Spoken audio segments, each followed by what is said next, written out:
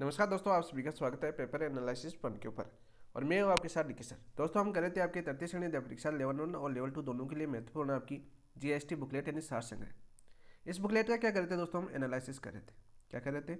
Analysis कर रहे थे, यानी कि विश्लेषण कर रहे थे दोस्त। और ये विश्लेषण किसके माध्यम से कर रहे थे? विश्लेषण कर रहे थे हम आपके एमसीक्यू के माध्यम से। किसके माध्यम से कर रहे थे? एमसीक्यू के माध्यम से कर रहे थे। जीएसटी बुकलेट की, जैसा कि मैं बार बार आपको बताता हूँ, अब तक अपनी 7 क्लासें कंप्लीट हो चुकी है। ये वो टॉपिक है जैसे आपके क्वेश्चन आपके बार बार पूछे गए एग्जाम के अंदर या आपके आने की संभावना होती है। तो सारे सारे इंपॉर्टेंट टॉपिक है दोस्तों, क्राम के द्वारा किसके अंदर दिए गए हैं? आपकी जीएसटी बुकलेट के अंदर दिए गए हैं। अब तक की बात करें दोस्तों, अपनी कितनी क्लास कंप्लीट हो चुकी है? क्लास की बात करें तो हमने 7 क्लास अपनी कंप्लीट हो चुकी है दोस्तों। इन 7 क्लासों के अंदर दोस्तों हमने शैक्षणिक परिदृश्य हमने कंप्लीट कर लिया, आरटी एक्ट हमने कंप्लीट कर दिया, साथ साथ दोस्तों अपनी आईसीटी आपकी कंप्लीट हो चुकी है। आईसीटी भी अपनी कंप्लीट हो चुकी है। यानी इस बुकलेट के जो 2 टॉपिक हो है वो आपकी कंप्लीट हम कर चुके हैं। लगभग हम 15 टॉपिक हम कंप्लीट कर चुके हैं। टोटल क्वेश्चनों की बात करें तो ये 30 क्वेश्चनों को कवर करती है आपके सिलेबस के अनुसार कि ये बुकलेट कितने क्वेश्चनों को कवर करती है? आपकी 30 क्वेश्चनों को कवर करती है। इसके बाद में दोस्तों आपके 2 टॉपिक बचते हैं, आपके राजस्थान का सामान्य ज्ञान और उसके बाद में बचता है आपका शैक्षणिक मनोविज्ञान। तो दोस्तों आज हम शुरुआत करने वाले हैं, आज की बात करते हैं। आज हम कौन सी क्लास लेंगे? वो लेंगे दोस्तों आपकी शैक्षणिक मनोविज्ञान की। कौन सी क्लास लेंगे दोस्तों हम? शैक्षणिक मनोविज्ञान यानी साइकोलॉजी क्लास लेते हैं दोस्तों। आपकी मनोविज्ञान को हम पढ़ते हैं, समझते हैं। हम वैसे एमसीक्यू के माध्यम से सारे टॉपिक हम कवर कर चुके हैं, एनालिसिस कर चुके हैं, सिलेबस कर चुके हैं, लेकिन एक आपका सब्जेक्ट बचता है, कौन सा? मनोविज्ञान। इस मनोविज्ञान को दोस्तों जितने भी महत्वपूर्ण क्वेश्चन बनते हैं इस जीएसटी बुकलेट से, जितने भी शानदार क्वेश्चन आने की संभावना या प्रीवियस ईयर क्वेश्चन आ चुके हैं, वो सारे के सारे आज हम यहाँ पर करने वाले हैं। बहुत ही शानदार क्लास होने वाली दोस्तों। एक बहुत ही अच्छे से समझाते हुए, एक एक पॉइंट को समझते हुए हम क्वेश्चन को करते हैं।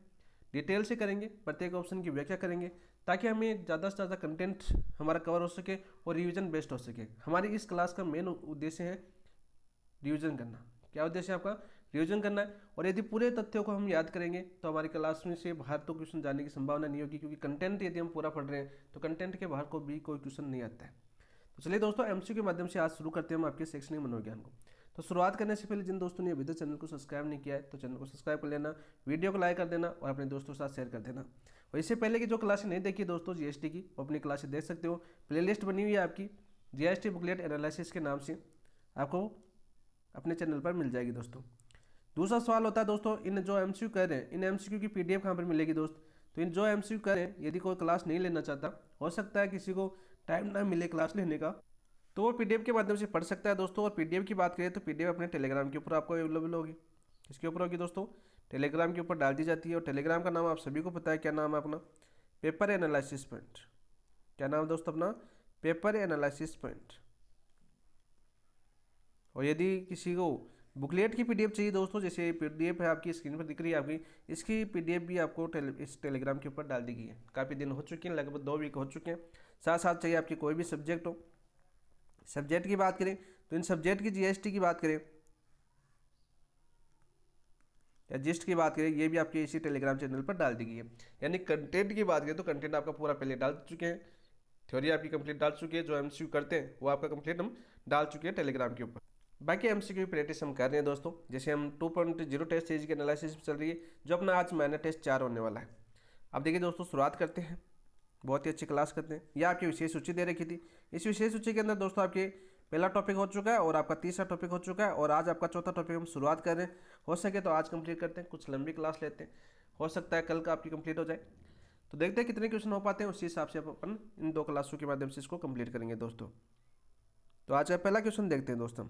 आज का पहला क्वेश्चन क्या है? सबसे पहले इजी से शुरुआत करते हैं दोस्तों हम।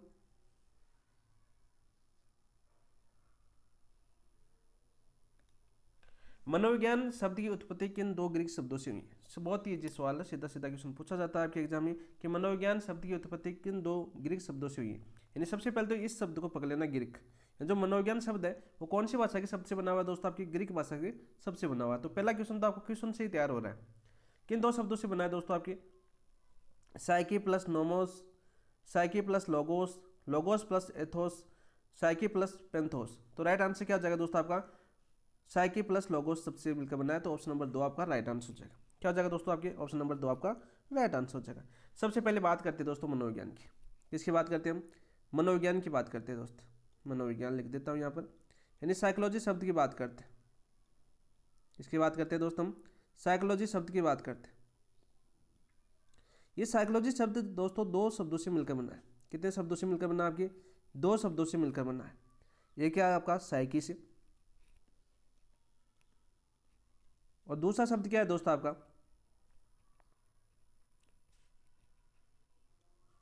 थोड़ा सा सही लिख देता हूं मैं। ये कौन सा शब्द आपका? साइकी से, और दूसरा शब्द है दोस्तों आपके लोगोस। यानी दो शब्द से मिलकर बना है कौन सा आपका? मनोविज्ञान शब्द। साइकी का अर्थ क्या होता है दोस्तों? आपकी आत्मा। क्या अर्थ होता है आपका? आत्मा होता है। और लोगोस का अर्थ क्या होता है दोस्तों? आपके विज्ञान या अध्ययन, विज्ञान या अध्ययन। ठीक है। अब दूसरा शब्द पूछा जाता है कि साइकी शब्द की उत्पत्ति मूलतः कहाँ से हुई थी? ये साइकी शब्द है दोस्त, इस साइकी शब्द की उत्पत्ति, यानी उत्पत्ति की बात करते हैं दोस्तों। उत्पत्ति की बात करें, मूलतः बात करें तो कौन सी भाषा का शब्द है दोस्तों आपका? ग्रीक भाषा का शब्द। कौन सी भाषा का शब्द आपके? ग्रीक भाषा से। ये क्वेश्चन भी बहुत बार पूछा जा चुका है कि साइकी शब्द की उत्पत्ति मूलतः किस भाषा से बन जाती है दोस्तों? तो ग्रीक भाषा से बन जाती है। ये क्वेश्चन आपके लास्ट टाइम रीट 2022 के अंदर भी पूछा था, लेवल फर्स्ट के अंदर, लेवल फर्स्ट 2022। यहाँ पर नोट लगा के दो चीज़ें और याद कर लेना जो सीधे सीधे आपके क्वेश्चन पूछे जाते हैं। कौन से दो क्वेश्चन? ये पूछा जाता है कि साइकोलॉजी शब्द का प्रयोग सर्वप्रथम किसने किया? भाई साइकोलॉजी की बात करते हैं, साइकोलॉजिया शब्द की बात करते हैं दोस्त। इस शब्द का सर्वप्रथम प्रयोग, सर्वप्रथम प्रयोग, सर्वप्रथम प्रयोग कब किया गया था दोस्तों आपका? यह किया गया था दोस्तों आपके 1506 के अंदर। कब किया गया था आपका? 1506 के अंदर किया गया था। और किसके द्वारा किया गया था आपका? मार्को मारुलिक द्वारा। किसके द्वारा? मार्को मारुलिक द्वारा, मार्को मारुलिक द्वारा किया गया था। सीधा क्वेश्चन आपका पूछ लिया जाता है। दूसरी नोट लगा क्या बात करनी है दोस्तों आपकी? साइकोलॉजी शब्द, साइकोलॉजी शब्द की बात करते हैं, यानी कि बात करते हैं साइकोलॉजी की। इसका सर्वप्रथम प्रयोग किसने किया था दोस्त? सर्वप्रथम प्रयोग की बात करें तो ये क्या था दोस्तों आपके? सीधा सीधा आपका नाम पूछ लिया जाता है। किसने किया था दोस्तों आपके? रुडोल्फ गोकिल। और कहाँ के थे दोस्तों आपके? ये जर्मनी के थे। कहाँ के थे आपके? जर्मनी के थे। और इन्होंने ये प्रयोग कब किया? मैं बताओ भाई। मनोविज्ञान शब्द का सर्वप्रथम प्रयोग यानी साइकोलॉजी शब्द का सर्वप्रथम प्रयोग रुडोल्फ गोकिल ने जर्मनी के थे। कब किया था दोस्तों? ये किया था दोस्तों आपके 1590 के अंदर। कब किया था दोस्तों? 1590 के अंदर किया था। आप देखिए दोस्तों, इस क्वेश्चन को एक बार दोबारा देख लीजिए क्योंकि आज क्वेश्चन आपका बनता है। सबसे इजी क्वेश्चन ऐसे बनता है आपका, मनोविज्ञान शब्द की उत्पत्ति किन दो ग्रीक शब्दों से हुई है? यानी ग्रीक शब्दों की बात कर रहे हैं। साइकी प्लस लोगो शब्द से मिलकर क्या बना दोस्तों? आपके मनोविज्ञान बना है। ठीक है। साइकी के शब्द का अर्थ है दोस्तों आपकी आत्मा, और लोगो शब्द का अर्थ है दोस्तों या तो अध्ययन या विज्ञान। उत्पत्ति की बात करें तो आपकी ग्रीक भाषा से होती है। तो रीट लेवल 1 2022 में क्वेश्चन पूछा गया था। नोट लगा कि हमने दो बातें लिखी कि साइकोलॉजी शब्द का सर्वप्रथम प्रयोग किया था दोस्तों आपके 1506 में मार्को मारुलिक ने। किसने किया था? आपके मार्को मारुलिक ने किया था। साइकोलॉजी शब्द की बात करें सर्वप्रथम प्रयोग किया था आपके रुडोल्फ गोकिल ने। किसने किया था? आपके रुडोल्फ गोकिल ने किया था। रुडोल्फ गोकिल कहाँ के मनोवैज्ञानिक थे? जर्मनी के थे। और कब किया था दोस्तों? आपके 1590 के अंदर किया था।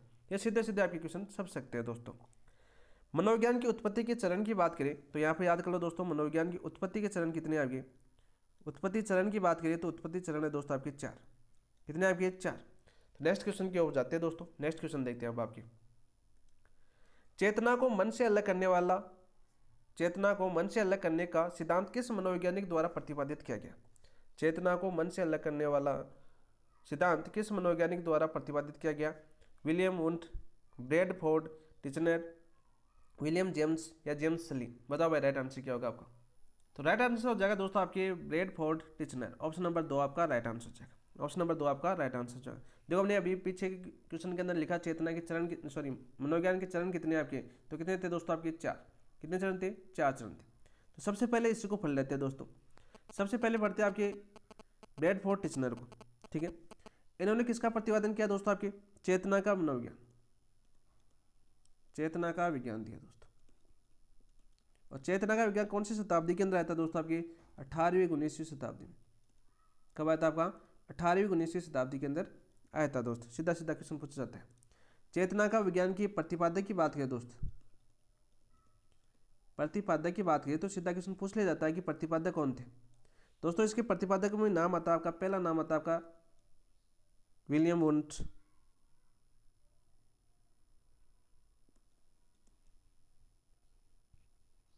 William Wundt.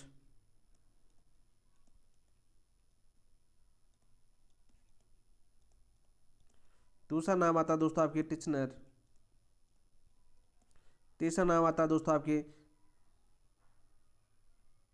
जेम्स सेली।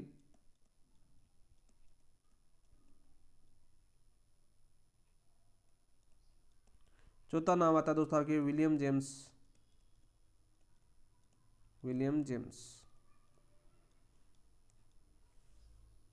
अब आपका क्वेश्चन ये आया होगा, दिमाग के अंदर आपके ये क्वेश्चन आया होगा कि सर चेतना का विज्ञान पढ़ा रहे हो आप और प्रतिपादक ये पढ़ा रहे हो, तो सबसे पहले तो आपने विलियम वुंट लिखा। विलियम वुंट ऑप्शन नंबर 1 दे रखा है दोस्तों। हमारा क्वेश्चन यहाँ से था, चेतना को मन से अलग करने वाला सिद्धांत किस मनोवैज्ञानिक द्वारा प्रतिपादित किया गया था। तो चेतना को मन से अलग करने वाला सिद्धांत वो दिया था दोस्तों आपके ब्रैडफोर्ड टिचनर ने। ये क्वेश्चन है अपना, यहाँ पर कंफ्यूज मत हो जाना, ठीक है। ये क्वेश्चन इसलिए पूछा गया था आपको एग्जाम के अंदर। विलियम वुंट, टिचनर, जेम्स सेली और विलियम जेम्स। सीधा सीधा क्वेश्चन पूछा जाता है, सीधा सीधा क्वेश्चन आपका पूछा जाता है। विलियम जेम्स की पुस्तक है, इसके ऊपर पुस्तक कौन सी है दोस्तों आपकी, बुक की बात करें हम तो बुक कौन सी है आपकी, principle of psychology, principles of psychology. सीधा क्वेश्चन आपका पूछा जाता है कि प्रिंसिपल्स ऑफ साइकोलॉजी पुस्तक किसकी है, विलियम जेम्स की। सीधा सीधा क्वेश्चन पूछा जाता है दोस्त।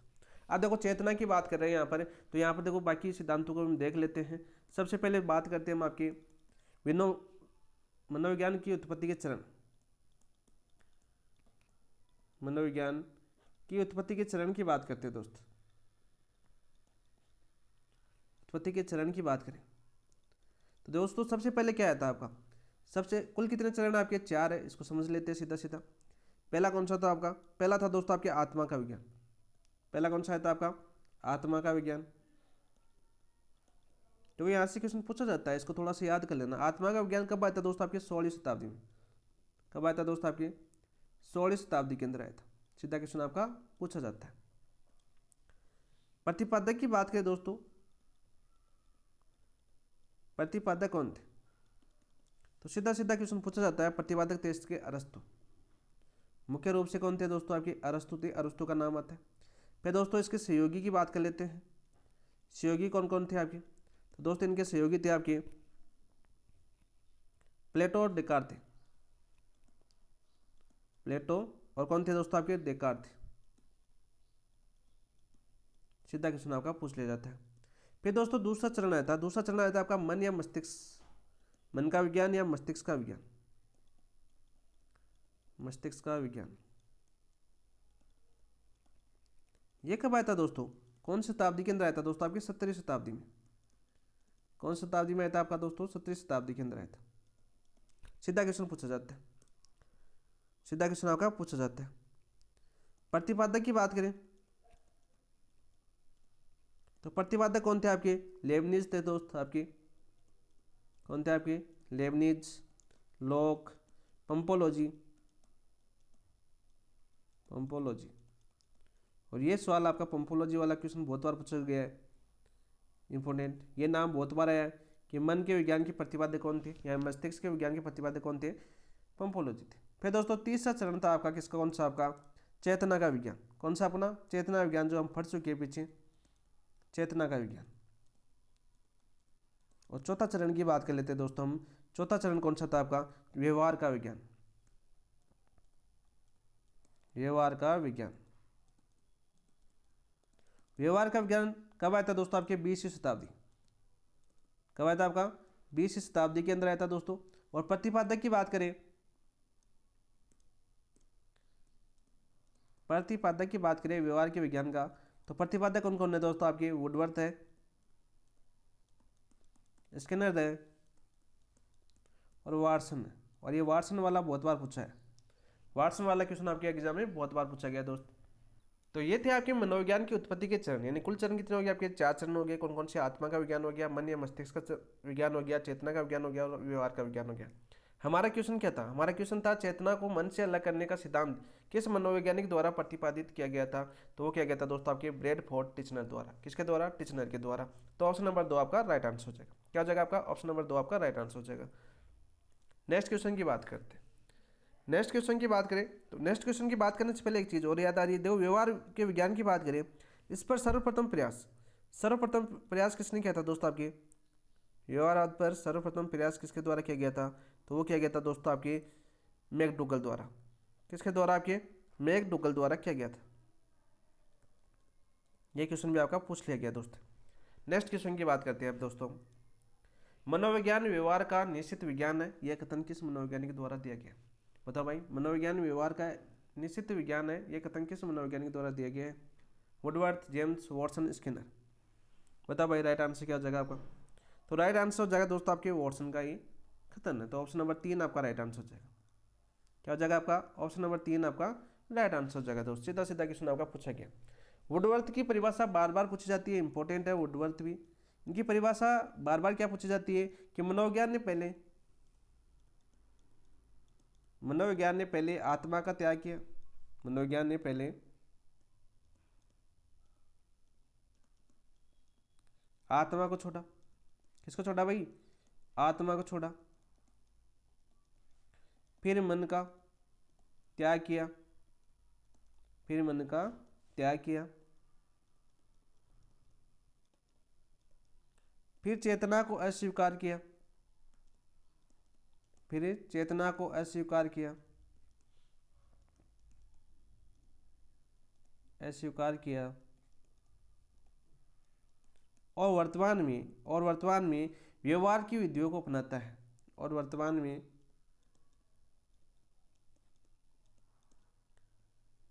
व्यवहार की विधियों को अपनाता है। व्यवहार की विधियों को अपनाता है। विधियों को अपनाता है।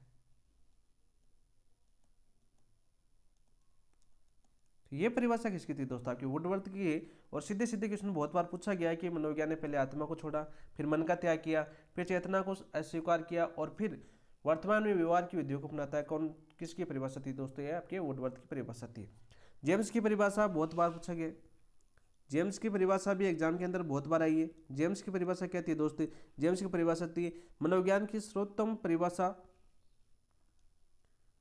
जेम्स के अनुसार मनोविज्ञान की सर्वोत्तम परिभाषा, मनोविज्ञान की सर्वोत्तम परिभाषा चेतना के वर्णन व व्याख्या के रूप में की जा सकती है। व्याख्या के रूप में की जा सकती है।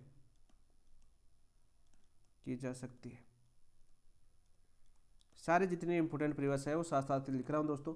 स्किनर की परिभाषा भी एग्जाम के अंदर बहुत बार पूछी जा चुकी है।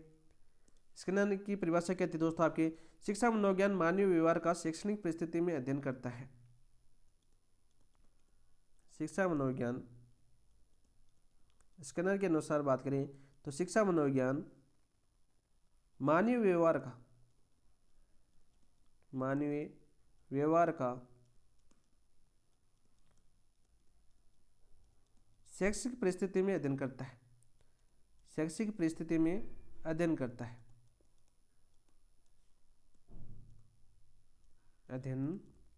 दोस्त, यह परिभाषा किसकी थी दोस्तों? आपकी स्किनर महोदय की थी। क्या परिभाषा थी? शिक्षा मनोविज्ञान मानवीय व्यवहार का शैक्षिक परिस्थिति में अध्ययन करता है। हमारा क्वेश्चन था कि मनोविज्ञान व्यवहार का निश्चित विज्ञान है। मनोविज्ञान क्या है? व्यवहार का निश्चित विज्ञान है। तो निश्चित विज्ञान से याद करना दोस्तों वाटसन। व्यवहार शब्द आ जाए तो व्यवहारवाद किसने दिया था? आपके वाटसन ने दिया था। वुडवर्थ की बात करें तो वुडवर्थ की परिभाषा लास्ट टाइम 2022 के अंदर भी पूछी गई थी कि मनोविज्ञान ने पहले आत्मा को छोड़ा, फिर मन का त्याग किया, फिर चेतना को अस्वीकार किया और वर्तमान में व्यवहार की विधियों को अपनाता है। वर्तमान में किसकी विधियों को अपनाता है? व्यवहार की विधियों को अपनाता है। किसके अनुसार? वुडवर्थ के अनुसार।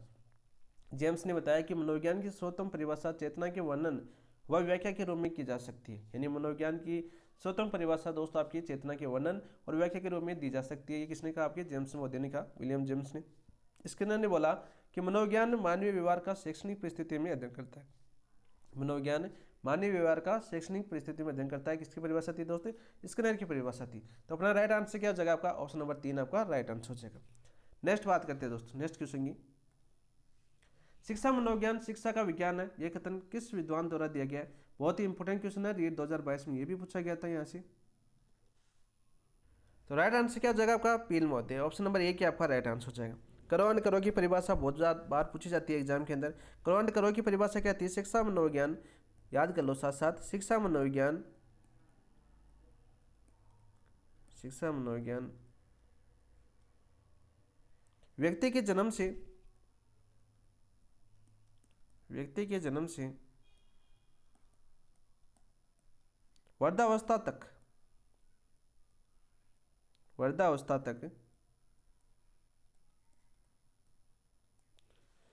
के अनुभव का वर्णन व व्याख्या करता है। ये किसने कहा था दोस्तों? आपकी करो एंड करो ने कहा था। स्किनर की परिभाषा हम देख चुके हैं। कोल्से की परिभाषा, कोल्सेनी की परिभाषा की बात करें तो कोल्सेनी की परिभाषा बार बार पूछी जाती है। सर, शिक्षा मनोविज्ञान के सिद्धांत व खोज का शिक्षा में प्रयोग करना। शिक्षा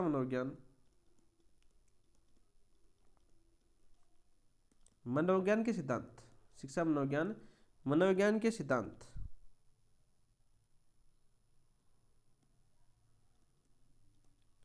मनोविज्ञान के सिद्धांत वह खोज का शिक्षा में प्रयोग है।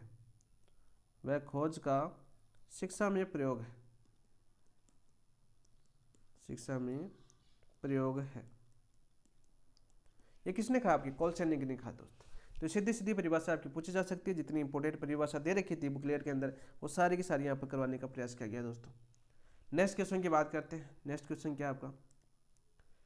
शिक्षा मनोविज्ञान क्या की अपेक्षा क्यों और कब जैसे प्रश्नों का उत्तर देने से संबंधित होता है।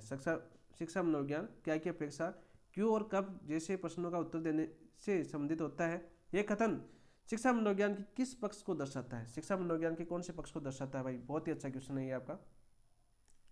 पहला ऑप्शन दे रखा आपका विषय वस्तु का निर्धारण, दूसरा ऑप्शन दे रखा आपका शैक्षिक उद्देश्यों का निरूपण, तीसरा ऑप्शन दे रखा अधिगम प्रक्रिया की व्याख्यात्मक प्रकृति और चौथा ऑप्शन दे रखा है आपका पाठ्यक्रम निर्माण। शिक्षा मनोविज्ञान क्या की अपेक्षा क्यों और कब जैसे प्रश्नों का उत्तर देने से संबंधित होता है। तो यह कथन शिक्षा मनोविज्ञान के किस पक्ष को दर्शाता है? तो दोस्तों ये दर्शाता है अधिगम प्रक्रिया की व्याख्यात्मक प्रकृति को। किसको दर्शाता है? आपके अधिगम प्रक्रिया की व्याख्यात्मक प्रकृति को दर्शाता है। ऑप्शन नंबर 3 आपका राइट आंसर हो जाएगा। क्या जाएगा दोस्तों? आपके ऑप्शन नंबर 3 आपका राइट आंसर हो जाएगा। ये प्रकृति से था आपका क्वेश्चन, ठीक है। ऑप्शन नंबर 3 आपका राइट आंसर। यहाँ पर यदि मनोविज्ञान शिक्षा मनोविज्ञान की प्रकृति पूछे दोस्तों, यहाँ पर नोट लगा के याद कर लेना कुछ शब्द जहाँ से सीधे क्वेश्चन पूछ जाते हैं। शिक्षा मनोविज्ञान की प्रकृति की बात करें हम, शिक्षा मनोविज्ञान की प्रकृति दोस्तों पहला क्वेश्चन पूछा जाता है शिक्षा मनोविज्ञान कैसी है आपकी? अप्लाइड है यानी अनुप्रयुक्त है। कैसी है आपकी? अनुप्रयुक्त विज्ञान है दोस्त, यानी अप्लाइड विज्ञान है। कैसी है आपकी? अप्लाइड विज्ञान है। सीधा क्वेश्चन आपका पूछा जा सकता है, ठीक है। शिक्षा की समस्याओं का मनोवैज्ञानिक हल देने से संबंधित है, सीधा क्वेश्चन पूछा जा सकता है। एक विधायक विज्ञान है। कैसी विज्ञान है दोस्त आपकी? एक विधायक विज्ञान है।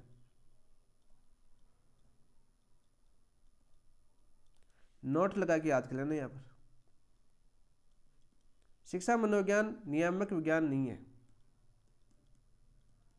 शिक्षा मनोविज्ञान कैसी विज्ञान नहीं है दोस्त आपकी? नियामक विज्ञान नहीं है। नियामक विज्ञान नहीं है दोस्त। बहुत बार पूछा जाता है कि शिक्षा मनोविज्ञान कैसे विज्ञान नहीं है दोस्त, तो ये नियामक विज्ञान वाला शब्द बहुत बार आता है आपका। इंपॉर्टेंट क्वेश्चन है दोस्त। कैसा क्वेश्चन है आपका? इंपॉर्टेंट क्वेश्चन है। ऑप्शन नंबर 3 आपका राइट आंसर है। नेक्स्ट क्वेश्चन की बात करते हैं दोस्त। शिक्षा मनोविज्ञान के क्षेत्र के अंतर्गत शिक्षार्थी से संबंधित अध्ययन में निम्न में से क्या शामिल नहीं है दोस्त? बहुत ही अच्छी क्वेश्चन है। क्या क्वेश्चन दे रखा है दोस्तों हमें? शिक्षा मनोविज्ञान के क्षेत्र के अंतर्गत शिक्षार्थी से संबंधित अध्ययन में निम्न में से क्या शामिल नहीं है? वंशक्रम एवं वातावरण का प्रभाव, दोस्तों वंशक्रम और वातावरण का प्रभाव तो शामिल है, ठीक है। बाल विकास की अवस्थाएं, तो दोस्तों बाल विकास की अवस्थाओं की बात करें तो ये भी आपके शिक्षार्थी से संबंधित अध्ययन में शामिल है। व्यक्तिगत विभिन्नता एवं समायोजन, दोस्तों व्यक्तिगत विभिन्नता और समायोजन भी आपके शिक्षार्थी से संबंधित अध्ययन में सम्मिलित है।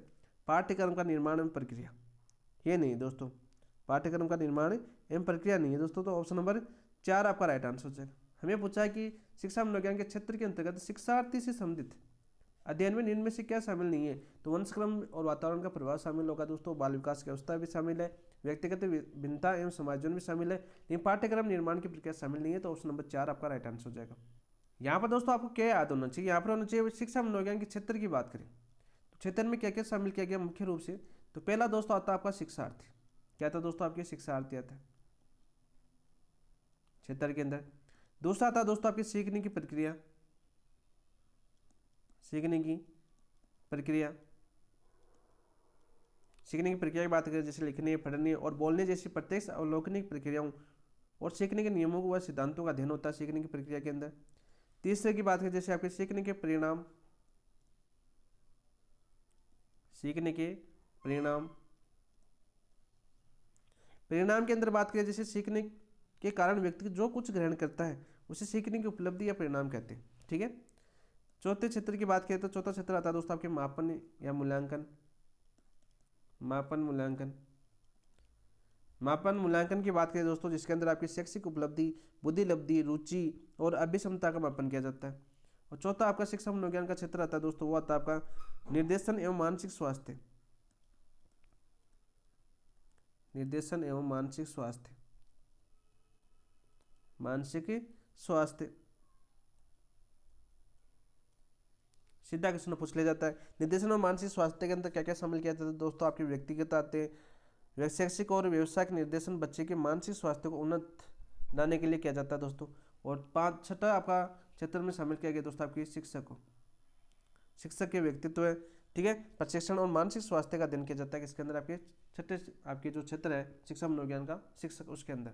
तो ये आपके क्षेत्र की बात करें तो 6 क्षेत्रों के अंदर आपकी शिक्षा मनोविज्ञान को बांटा गया है दोस्तों। तो हमें पूछा गया था शिक्षार्थी से संबंधित अध्ययन में, तो दोस्तों आपके पाठ्यक्रम का निर्माण की प्रक्रिया नहीं है आपकी, बाकी सारे के सारे हैं, तो ऑप्शन नंबर 4 आपका राइट आंसर हो जाएगा।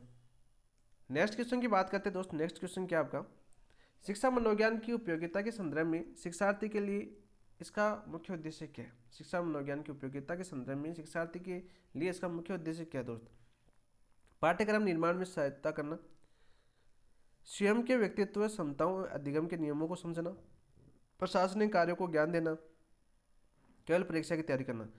तो हमें पूछा दोस्तों आपके शिक्षा मनोविज्ञान में, शिक्षा मनोविज्ञान की उपयोगिता के संदर्भ में शिक्षार्थी के लिए इसका मुख्य उद्देश्य क्या है दोस्त, स्वयं के व्यक्तित्व क्षमताओं एवं अधिगम के नियमों का समझना, ऑप्शन नंबर 2 आपका राइट आंसर हो जाएगा।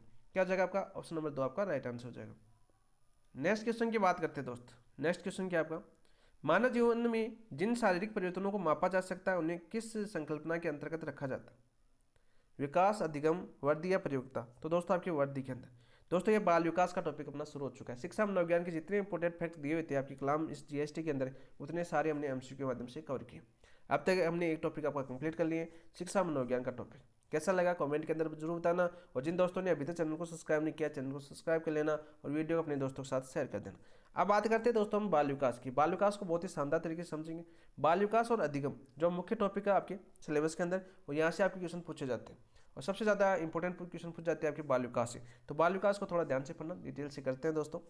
मानव जीवन में जिन शारीरिक परिवर्तनों को, देखो जिन शारीरिक परिवर्तनों को मापा जा सकता है उन्हें किस संकल्पना के अंतर्गत रखा गया दोस्तों, आपकी वृद्धि के अंतर्गत रखा गया। तो ऑप्शन नंबर 3 आपका राइट आंसर हो जाएगा। विकास की बात करें दोस्तों, यहाँ पर याद कर लो, विकास से क्वेश्चन पूछा जाता है। विकास से अभिप्राय व्यक्ति के संपूर्ण जीवन काल से होता है। किससे होता है, आपके संपूर्ण जीवन काल से। तो आप सभी को पता है विकास का अभिप्राय किससे होता है दोस्तों, आपके संपूर्ण जीवन काल से होता है। यानी कि बात करें विकास कब से कब तक चलता है दोस्तों, आपके गर्भ से मृत्यु तक, गर्भ से मृत्यु तक विकास चलता रहता है दोस्तों। इसके अंदर पक्ष की बात करें, कौन से पक्षों को देखा जाता है दोस्तों, तीनों पक्षों का विकास होता है। पक्ष की बात करें तो आपके शारीरिक, मानसिक और सामाजिक, तीनों का समायोजन होता है। सामाजिक, ठीक है, शारीरिक और मानसिक, शारीरिक और मानसिक। यानी तीनों पक्षों का मापन होता है किसके अंदर दोस्तों, आपके विकास के अंदर, तीनों पक्षों को देखा जाता है। ठीक है, वर्दी हास। और इसके अंदर बात करें आपके परिवर्तन की बात करें, विकास के अंदर यदि परिवर्तन की बात करें दोस्तों, तो इसके अंदर गुणात्मक भी हो सकते हैं और मात्रात्मक भी हो सकते हैं, गुणात्मक व मात्रात्मक। तो सारे के सारे क्वेश्चन आपके एग्जाम में पूछे जा चुके हैं। यानी विकास का ये क्वेश्चन भी पूछा जा चुका है कि विकास कैसी प्रक्रिया है, तो एक सतत प्रक्रिया है। ठीक है, यानी गर्भ से लेकर मृत्यु तक चलती रहती है। विकास में कौन कौन से पक्षों का आकलन होता है दोस्तों, सामाजिक, शारीरिक और मानसिक, तीनों पक्षों का आकलन होता है। ये क्वेश्चन भी आपका पूछा जा चुका है। विकास के अंदर परिवर्तन की बात करें तो परिवर्तन कैसा होता है आपका दोस्तों, गुणात्मक भी हो सकता है और मात्रात्मक भी हो सकता है। तो आपका परिवर्तन वाला क्वेश्चन भी पूछा जा चुका है। ठीक है, और हमारा क्वेश्चन था कि मानव जीवन में जिन शारीरिक परिवर्तनों को मापा जा सकता है उन्हें किस संकल्पना के अंतर्गत रखा गया दोस्तों, वो रखा गया आपकी बुद्धि के अंदर। किसके अंतर्गत रखा गया, आपकी बुद्धि के अंतर्गत रखा गया। तो ऑप्शन नंबर 3 आपका राइट आंसर है। नेक्स्ट क्वेश्चन की बात करते हैं दोस्त, नेक्स्ट क्वेश्चन की बात करते हैं। देखो, अभिवर्ती ग्रोथ की बात करें, अभिवर्ती एवं विकास में अंतर के संदर्भ में निम्न में से कौन सा कथन सर्वाधिक उपयुक्त है। और अंतर से आपका क्वेश्चन पूछा जाता है दोस्त, अंतर से आपका क्वेश्चन पूछा जाता है दोस्त। पहला ऑप्शन दे रखा आपका अभिवर्ती जीवन पर्यंत चलती है, नहीं दोस्त, जीवन पर्यंत अभिवर्ती नहीं चलती, यहाँ पर गलत हो जाएगा। जीवन पर्यंत क्या चलता है दोस्तों, आपका विकास चलता है, जबकि विकास सीमित समय तक होता है। नहीं दोस्त, विकास क्या होता है दोस्तों, आपकी निरंतर चलता रहता है। सीमित समय तक क्या होती है दोस्तों, आपकी वृद्धि होती है, यानी अभिवृद्धि होती है। तो पहला गलत हो जाएगा आपका। विकास केवल शारीरिक परिवर्तनों को तक सीमित होता है, नहीं दोस्त, विकास केवल शारीरिक परिवर्तनों तक सीमित नहीं होता। शारीरिक परिवर्तन तक सीमित क्या होती है दोस्तों, आपकी वृद्धि होती है। समझो, यहाँ पर सारे अंतर एक ही क्वेश्चन के माध्यम से होगा। तो विकास दोस्तों आपके शारीरिक भी होता है, ठीक है, सामाजिक भी होता है और मानसिक भी होता है। अभी पहला क्वेश्चन किया हमने, कौन सा क्वेश्चन किया, आपका पहला क्वेश्चन किया। तो ये भी आपका गलत हो जाएगा। अभिवृद्धि अवलोकन व मापन योग्य होती है, बिल्कुल। अभी देखा ना हमने, मात्रात्मक परिवर्तन होती है अभिवृद्धि, तो बिल्कुल राइट है, बिल्कुल सत्य है। जबकि विकास गुणात्मक परिवर्तन भी सम्मिलित होता है, यानी विकास के अंदर मात्रात्मक और गुणात्मक दोनों सम्मिलित होते हैं। पहला क्वेश्चन हमने व्याख्या की है, तो बिल्कुल राइट है। और हमें क्या पूछा कि सर्वाधिक उपयुक्त है, तो दोस्तों सर्वाधिक उपयुक्त हो जाएगा ऑप्शन नंबर 3। अभिवृद्धि गर्भावस्था से प्रारंभ होती है, नहीं दोस्त, अभिवृद्धि गर्भावस्था से प्रारंभ नहीं होती है, गलत हो जाएगा। ठीक है, ये गलत हो जाएगा। गर्भावस्था से विकास शुरू होता है और जो मृत्यु तक चलता रहता है। तो ये सारे के सारे अंतर आपको समझ में आ गए होंगे। सीधे क्वेश्चन पूछा जाता है, ऑप्शन नंबर 3 आपका राइट आंसर हो जाएगा। अब दो थोड़ा सा शॉर्ट में समझ लेते हैं, यहाँ से सीधे सीधे क्वेश्चन पूछा जाता है। विकास और बुद्धि की बात कर लेते हैं दोस्त, शॉर्ट शब्दों में बात करें, विकास और बुद्धि या वृद्धि की बात कर लेते हैं दोस्त, सॉरी, विकास और वृद्धि की बात करते हैं दोस्तों। विकास कैसी है दोस्तों, आपकी विकास एक सतत प्रक्रिया, कैसी है आपकी सतत प्रक्रिया है। विकास कैसा होता है दोस्तों, आपके संचय होता है। कैसा होता है आपका संचय होता है, बार बार आपके एग्जाम में पूछा गया था, बार बार पूछा जाता है दोस्त। कैसा होता है आपका संचय होता है दोस्तों आपकी। विकास कैसी है आपकी, एक तीसरा जगह जीवन पर्यंत चलने वाली प्रक्रिया है, जीवन पर्यंत चलने वाली प्रक्रिया है।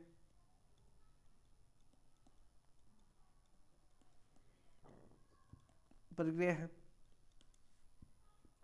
इसके अलावा विकास क्या होता है भाई, विकास में गुणात्मक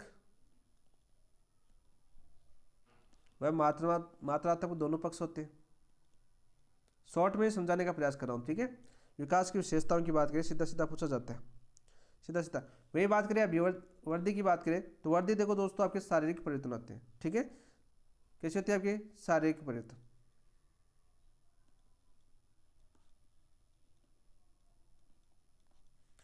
अभिवृद्धि विकास का अंग है, विकास का क्या है दोस्तों, आपके अंग है, ठीक है। तीसरा अंतर की बात करें दोस्तों, तो अभिवृद्धि दोस्तों आपके निश्चित समय तक है, निश्चित या सीमित समय तक होती है। सीधा क्वेश्चन पूछा जा सकता है। या बात करें यहाँ पर दोस्तों आपकी अवलोकन योग्य होती है। अभिवृद्धि क्या होती है दोस्तों, आपकी अवलोकन योग्य होती है। तो ये सारे आपके अंतर है जो सीधे सीधे शॉर्ट भाषा में मैंने आपको यहाँ पर बताने का प्रयास किया है। यहाँ से आपका क्वेश्चन पूछा जाता है, तो हमारा सबसे उपयुक्त उत्तर क्या हो जाएगा दोस्तों, आपका ऑप्शन नंबर 3 आपका राइट आंसर हो जाएगा।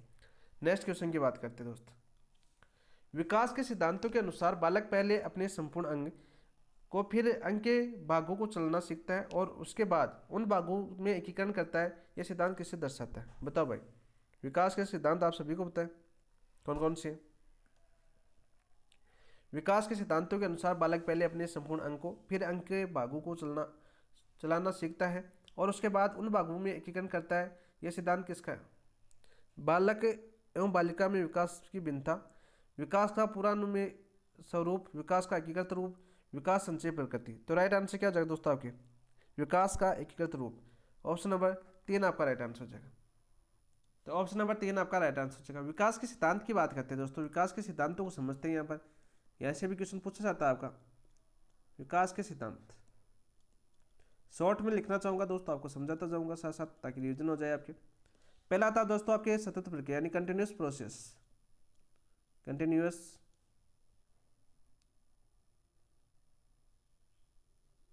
कंटिन्यूस, पहले यू आएगा दोस्तों, कंटिन्यूस प्रोसेस यानी विकास क्या है आपकी? सतत एवं निरंतर प्रक्रिया है, इसकी गति कम या ज्यादा हो सकती है। ठीक है। दूसरा सिद्धांत कौन सा था आपका दोस्तों? आपका इंडिविजुअल डिफरेंस, इंडिविजुअल डिफरेंस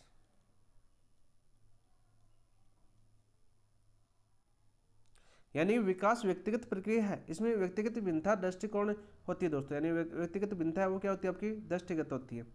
तीसरा बात करें, तीसरा आपका सिद्धांत कौन सा हो जाएगा दोस्तों? आपकी orderly and progressive, orderly and progressive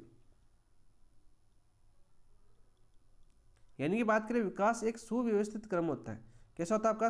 orderly मतलब क्या हो जाएगा आपका? सुव्यवस्थित क्रम। ठीक है, अर्थात व्यवस्थित श्रृंखला का अनुगामी होता है। व्यवस्थित श्रृंखला क्या होता है दोस्तों? आपकी अनुगामी होता है। चौथे सिद्धांत की बात करें दोस्तों आपकी interrelate and interdependent, interrelate interrelated and interdependent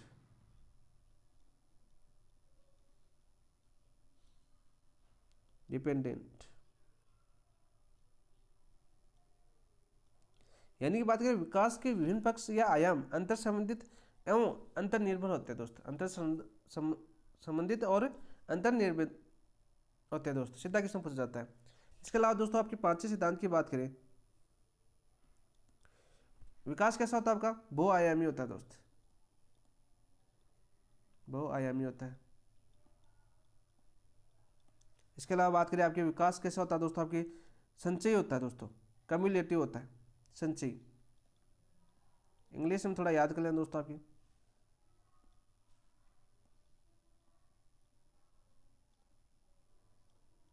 cumulative होता है। ठीक है, सीधा क्वेश्चन पूछा जाता है, विकास समान प्रतिमान का अनुसरण करता है।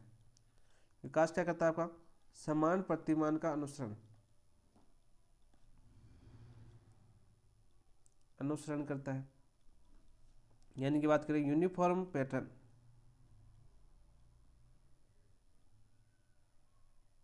ये सारे क्वेश्चन आपके पूछे जा चुके हैं दोस्त, शॉर्ट के अंदर याद करवाने का प्रयास कर रहा हूँ। इसके अलावा दोस्तों मुख्य रूप से कौन कौन से पूछे जाते हैं वो बात कर लेते हैं यहाँ पर, बाकी तो आपने देख ली होंगी। जैसे पूछा जाता है दोस्तों आपके सेफलो कोडल यानी अपादी यानी शीर्ष पदामुखी,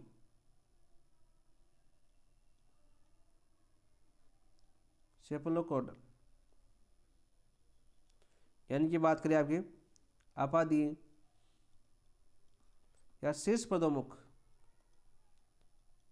यानी विकास कैसा होता है दोस्तों? आपके शीर्षे पांव, शीर्षे पांव होता है दोस्त। सेफलोकोटल की बात करें, ये क्वेश्चन बहुत बार पूछा जाता है, बहुत बार आपके एग्जाम में आया दोस्तों। इसके अलावा बात करें आपके प्रोक्सीमोडिल स्टिल यानी कि बात करें भीतर से बाहर, प्रोक्सीमोडिस्टिल यानी कि क्या हो जाएगा इसका अर्थ आपके भीतर से बाहर। ये दोनों क्वेश्चन बहुत बार आए आपके एग्जाम के अंदर। ये सारे के सारे सिद्धांत है दोस्तों, किसके? विकास के सिद्धांत है। शॉर्ट में समझाने के लिए मैंने थोड़ा शॉर्ट लिखा है यहाँ पर, ताकि आपको एक बार बता दूँ सारे के सारे। इसके अलावा और याद कर लो, विकास क्या होता है आपका दोस्तों? आपके पूर्वानुमेय होता है। क्या होता है आपका? पूर्वानुमेय होता है। सीधा क्वेश्चन पूछा जाता है, विकास कैसा होता है आपका, पूर्वानुमेय होते हैं। ये 10-11 आपके सिद्धांत दे रखे थे, तो सारे के सारे मैंने आपको जितने याद आए उतने आपको यहाँ पर करवाने का प्रयास किया दोस्तों। ठीक है, तो हमारा क्वेश्चन हो जाएगा दोस्तों आपके विकास का एकीकृत रूप, यानी विकास के सिद्धांतों के अनुसार बालक पहले अपने संपूर्ण अंग को, फिर अंग के भागों को चलाना सीखता है और उसके बाद उन भागों में एकीकरण करता है। ये सिद्धांत किसको दर्शाता है दोस्तों, आपके विकास का एकीकृत रूप दर्शाता है। नेक्स्ट क्वेश्चन की बात करते हैं दोस्त, किशोरावस्था की आयु सीमा क्या है। पहला ऑप्शन दे रखा है 0 से 2 वर्ष दोस्तों, वो होती है आपकी शेषावस्था। कौन होती है आपकी, शेषावस्था होती है दोस्तों। 2 से 6 वर्ष दोस्तों होती है आपकी पूर्व बाल्यावस्था। क्या होती है दोस्तों, आपकी पूर्व बाल्यावस्था। 6 से 12 वर्ष की बात करें तो आपकी उत्तर बाल्यावस्था होती है दोस्त। क्या होती है आपकी, उत्तर बाल्यावस्था होती है। और 12 से 18 वर्ष की आती है दोस्तों आपकी किशोरावस्था होती है। तो ऑप्शन नंबर 4 आपका राइट आंसर हो जाएगा। नेक्स्ट क्वेश्चन देखते हैं दोस्तों। नेक्स्ट क्वेश्चन क्या है, शेषावस्था की विशेषताओं के अनुसार इनमें से कौन सा कथन असत्य है। यानी शेषावस्था की विशेषताओं से क्वेश्चन आया आपका, यहाँ से क्वेश्चन आपका पूछ जाता है। बालक दूसरों पर निर्भर और अपरिपक्व होता है, तो बिल्कुल राइट है। ये शेषावस्था की विशेषता है कि बालक क्या होता है आपका, शेषावस्था के अंदर दूसरों पर निर्भर होता है और अपरिपक्व होता है, बिल्कुल राइट। ऑप्शन नंबर 1 बिल्कुल सही है। शेषावस्था में नैतिक भावना का अभाव होता है, ये क्वेश्चन बहुत बार पूछा गया जाता है। कौन सी अवस्था के अंदर नैतिक भावना का अभाव होता है दोस्तों, आपकी शेषावस्था के अंदर। ये भी आपकी विशेषता है, बिल्कुल राइट, बिल्कुल सत्य है। बालक सामाजिक और असामाजिक दोनों व्यवहारों में पारंगत होता है दोस्तों। बालक सामाजिक और असामाजिक दोनों अवस्था में क्या होता है आपका, व्यवहार में पारंगत नहीं होता है दोस्त। ठीक है, पारंगत न होता है, यानी शेषावस्था में न तो सामाजिक होता है और न ही असामाजिक होता है। शेषावस्था की बात करें, न तो सामाजिक व न ही असामाजिक। सीधा क्वेश्चन पूछ लिया जाता है कि बच्चा शेषावस्था में कैसा होता है, सामाजिक होता है कि नहीं होता, नहीं असामाजिक होता है दोस्त। दोनों ही आपका गलत हो जाएगा। तो हमें पूछा क्या है, ऐसा तक पूछा है, तो ऑप्शन नंबर 3 आपका राइट आंसर हो जाएगा। 2 वर्ष की आयु तक बालक में लगभग सभी संयोगों का विकास हो जाता है, बिल्कुल राइट। 2 वर्ष की आयु तक बालक में सभी संयोगों का विकास हो जाता है दोस्तों। सीधा क्वेश्चन आपका पूछा जाता है, यहाँ पर नोट लगा के याद कर लेना शेषावस्था को। सीखने का आदर्श काल किसने बोला है दोस्त, सीखने का आदर्श काल, सीखने का आदर्श काल की बात करें दोस्तों, ये बोला आपके वेलेंटाइन ने। किसने बोला, आपके वेलेंटाइन ने बोला दोस्त। सीधा क्वेश्चन आपका पूछ लिया जाता है। तो ऑप्शन नंबर 3 आपका असत्य हो जाएगा। नेक्स्ट क्वेश्चन की बात करते हैं दोस्त, पूर्व बाल्यावस्था की विशेषता में कौन सी विशेषता सही है। पूर्व बाल्यावस्था की विशेषता से क्वेश्चन पूछा गया है, कौन सी विशेषता सही है दोस्त। बालक अनुकरण करके सीखता है, बिल्कुल। बालक क्या होता है आपका दोस्तों, आपकी अनुकरण करके सीखता है, बिल्कुल सत्य बात है। बालक में उत्सुकता या जिज्ञासा अधिक होती है। बाल्यावस्था में, पूर्व बाल्यावस्था की बात करें तो इसमें उत्सुकता और जिज्ञासा अधिक होती है, बिल्कुल सत्य है। बालक अकेला खेलता है और एक खिलौने से अधिक समय तक नहीं खेलता है, बिल्कुल राइट। बालक क्या करता है, पूर्व बाल्यावस्था के अंदर अकेला खेलता है और एक खिलौने से अधिक समय तक नहीं खेलता है। तीनों ही विशेषता किसकी, आपकी पूर्व बाल्यावस्था की है। तो ऑप्शन नंबर 4 आपका राइट आंसर हो जाएगा, उपरोक्त सभी। क्या हो जाएगा आपका, उपरोक्त सभी आपका राइट आंसर हो जाएगा। सीधा क्वेश्चन आपका हो जाएगा दोस्त। नेक्स्ट क्वेश्चन की बात करते हैं। नेक्स्ट क्वेश्चन की बात करते हैं दोस्त, उत्तर बाल्यावस्था की विशेषताओं के अनुसार, उत्तर बाल्यावस्था की विशेषताओं के अनुसार इस अवस्था को विद्यालय और खेलने की अवस्था के अलावा माता पिता के दृष्टिकोण से किस रूप में जाना जाता है। देखो दोस्तों, आपकी विद्यालय और खेलने की अवस्था तो है ही है भाई। खेल देखो क्वेश्चन कितना अच्छा दिया हुआ आपका।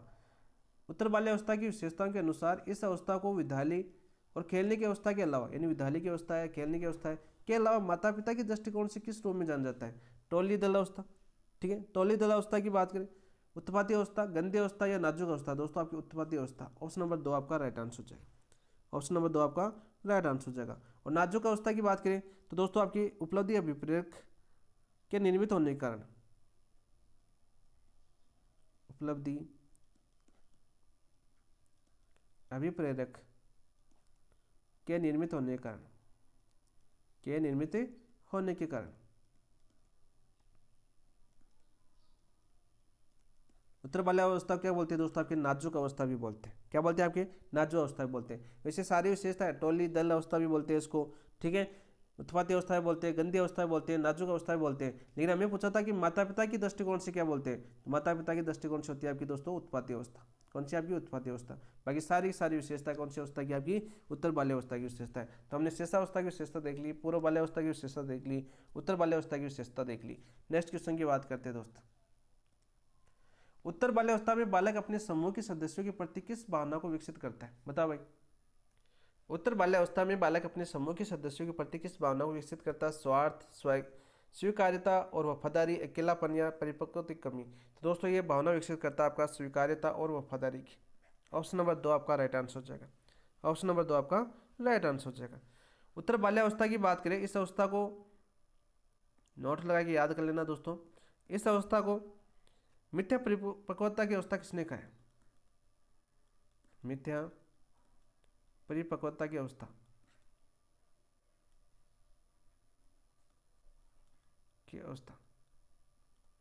किसने कहा दोस्तों? आपके रॉस मॉर्डेन ने। किसने कहा? आपके रॉस मॉर्डेन ने कहा है। कौन सी अवस्था को? आपके उत्तर बाल्यावस्था को। सीधा क्वेश्चन पूछा जा सकता है कि उत्तर बाल्यावस्था को मिथ्या परिपक्वता की अवस्था किसने कहा है? तो रॉस मॉर्डेन ने कहा है, और बहुत बार पूछा भी गया आपका एग्जाम के अंदर। नेक्स्ट क्वेश्चन की बात करते हैं दोस्त। किशोरावस्था की विशेषताओं में से निम्न में से कौन सी 4 विशेषता सही है? तो 4 विशेषता पूछिए तो चारों दे रखिए। संघर्ष, तनाव, तूफान एवं विरोध की अवस्था। तो किशोरावस्था कैसी है? आपकी संघर्ष की अवस्था है, तनाव की अवस्था है, तूफान की अवस्था है और विरोध की अवस्था है। बहुत ही अच्छी विशेषता है। 4 विशेषता तो यही आ गई आपकी। विकास की चरमावस्था होती है, आदर्श भाव का विकास होता है। किशोरावस्था में किसका विकास होता है दोस्तों? आपके आदर्श भाव का विकास होता है, बिल्कुल राइट। बालक मन अत्यधिक शांत होता है। बालक का मन क्या हो जाता है दोस्तों? अत्यधिक अशांत होता है, बिल्कुल राइट। किशोरावस्था के अंदर बालक का मन अत्यधिक अशांत होता है। बालक के अंदर अपनी पहचान बनाने को लेकर संकट उत्पन्न होता है, आइडेंटिटी क्राइसिस, बिल्कुल राइट। ये क्वेश्चन आपका बहुत बार पूछा गया एग्जाम के अंदर। तो किशोरावस्था की विशेषताओं की बात करें तो चारों किशोरावस्था की विशेषता है, तो 1 2 3 4 आपका राइट आंसर हो जाएगा। क्या जाएगा दोस्तों? आपका 1 2 3 4 आपका राइट आंसर हो जाएगा। बहुत ही अच्छा क्वेश्चन है। नेक्स्ट क्वेश्चन बात करते हैं दोस्तों। नेक्स्ट क्वेश्चन की बात करते हैं, लेकिन यहाँ पर तो 3 4 अवस्था और लिख लेते हैं विशेषताएं। जैसे आपकी नायक पूजा की भावना को दे, नायक पूजा की भावना का उदय, ये भी किसमें होता है दोस्तों? आपकी किशोरावस्था के अंदर ही होता है। यानी कि बात करें आपकी हीरो वर्शिप, कौन सी अवस्था के अंदर होता है आपका दोस्तों? किशोरावस्था के अंदर होता है। वैसे बात करें दोस्तों आपकी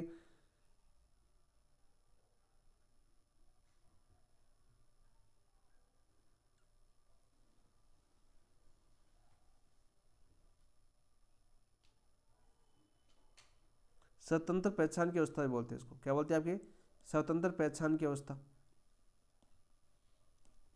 भी कौन सी होती है आपकी दोस्तों? किशोरावस्था होती है। कौन सी होती है आपकी? किशोरावस्था होती है। बाकी संघर्ष, तनाव, तूफान, विरोधी तो आ चुका आपके एग्जाम ऑप्शन के अंदर। विकास की चरमावस्था भी आ चुका आपके अंदर। आदर्श भाव विकास होता है। बालक का मन अत्यधिक अशांत होता है। बालक के अंदर अपनी पहचान को लेकर संकट उत्पन्न होता है। तो चारों विशेषता ये होगी, 2 इंपॉर्टेंट ये होगी आपकी। जीववाद वाला आ जाएगा एक। नेक्स्ट क्वेश्चन की बात करते हैं दोस्त। सूक्ष्म चलन कौशल, फाइन मोटर स्किल्स में किस प्रकार की पेशियों का मुख्य उपयोग होता है? बड़ी पेशियां, हृदय पेशियां, स्मॉल सूक्ष्म पेशियां, मांसपेशियां। दोस्तों आपकी स्मॉल एवं सूक्ष्म पेशियां। ऑप्शन नंबर 3 आपका राइट आंसर हो जाएगा। क्या जाएगा दोस्तों? आपकी ऑप्शन नंबर 3 आपका राइट आंसर हो जाएगा। नेक्स्ट क्वेश्चन की बात करते हैं दोस्त। नेक्स्ट क्वेश्चन क्या आपका? 4 वर्ष की आयु में पूर्व बाल्यावस्था में सूक्ष्म चलन कौशल का उदाहरण है। 4 वर्ष की आयु में पूर्व बाल्यावस्था में सूक्ष्म चलन कौशल का उदाहरण है उछलना और कूदना। उछलना कूदना तो किसमें आता है दोस्तों? आपके 3 वर्ष के बालक में। चित्रात्मक पहलुओं को जोड़ना, चित्रात्मक पहलुओं को जोड़ना दोस्त, तो ये आ जाएगा आपका ऑप्शन नंबर 2 आपका राइट आंसर हो जाएगा। सूक्ष्म चलन कौशल की पूछा है। ठीक है, ये किसमें आता है दोस्तों? आपके स्थूल चलन कौशल। तीन तेज दौड़ना दोस्त, यह आता है दोस्तों आपके 5 वर्ष के अंदर। और किसमें आता है आपका? स्थूल चलन कौशल के अंदर। ठीक है, कौशल कितने प्रकार के होते हैं आपके? 2 प्रकार के। एक तो सूक्ष्म, एक कौन सा होता है आपका? स्थूल। दौड़ प्रतिस्पर्धा का आनंद लेना, दौड़ प्रतिस्पर्धा का आनंद लेना दोस्त, ये भी किसमें आता है दोस्तों? आपके स्थूल चलन कौशल में। स्थूल चलन कौशल। तो हमारा राइट आंसर क्या हो जाएगा? सूक्ष्म चलन कौशल पूछा तो ऑप्शन नंबर 2 आपका राइट आंसर हो जाएगा। क्या जाएगा आपका? ऑप्शन नंबर 2 आपका राइट आंसर हो जाएगा। नेक्स्ट क्वेश्चन की बात करते हैं। गामा कौशल के विकास में कौन से प्रमुख कारक है? भाई कौन से प्रमुख कारक है? गति, शक्ति और समन्वय, केवल शक्ति और शीलता, केवल गति और धैर्य, गति, स्मरण शक्ति और भाषा। तो दोस्तों राइट आंसर क्या हो जाएगा दोस्तों आपकी? बताओ भाई। गामा कौशल की बात करें कि विकास में कौन से प्रमुख कारक है, तो दोस्तों आपकी गति है, शक्ति और समन्वय है। ऑप्शन नंबर 1 आपका राइट आंसर हो जाएगा। क्या हो जाएगा आपका? ऑप्शन नंबर 1 आपका राइट आंसर हो जाएगा। नेक्स्ट बात करते हैं दोस्त। ये देखो दोस्तों, आपके संज्ञानात्मक विकास से शुरू हो चुके क्वेश्चन। पियाजे के संज्ञानात्मक विकास में मौजूदा ज्ञान यानी स्कीमा में नई जानकारी को शामिल करने की प्रक्रिया को क्या कहा जाता है? बहुत बार क्वेश्चन पूछा गया एग्जाम के अंदर। पियाजे के संज्ञानात्मक विकास में मौजूदा ज्ञान स्कीमा में नई जानकारी को शामिल करने की प्रक्रिया को क्या कहा जाता है? समायोजन, समावेशीकरण या आत्मसातीकरण, संतुलनीकरण या स्कीम्स। दोस्तों समावेशीकरण या आत्मसातीकरण। ऑप्शन नंबर 2 आपका राइट आंसर हो जाएगा। क्या जाएगा दोस्तों आपकी? ऑप्शन नंबर 2 आपका राइट आंसर हो जाएगा। सीधा सीधा क्वेश्चन आपका पूछा जाता है। नेक्स्ट क्वेश्चन की बात करते हैं दोस्त।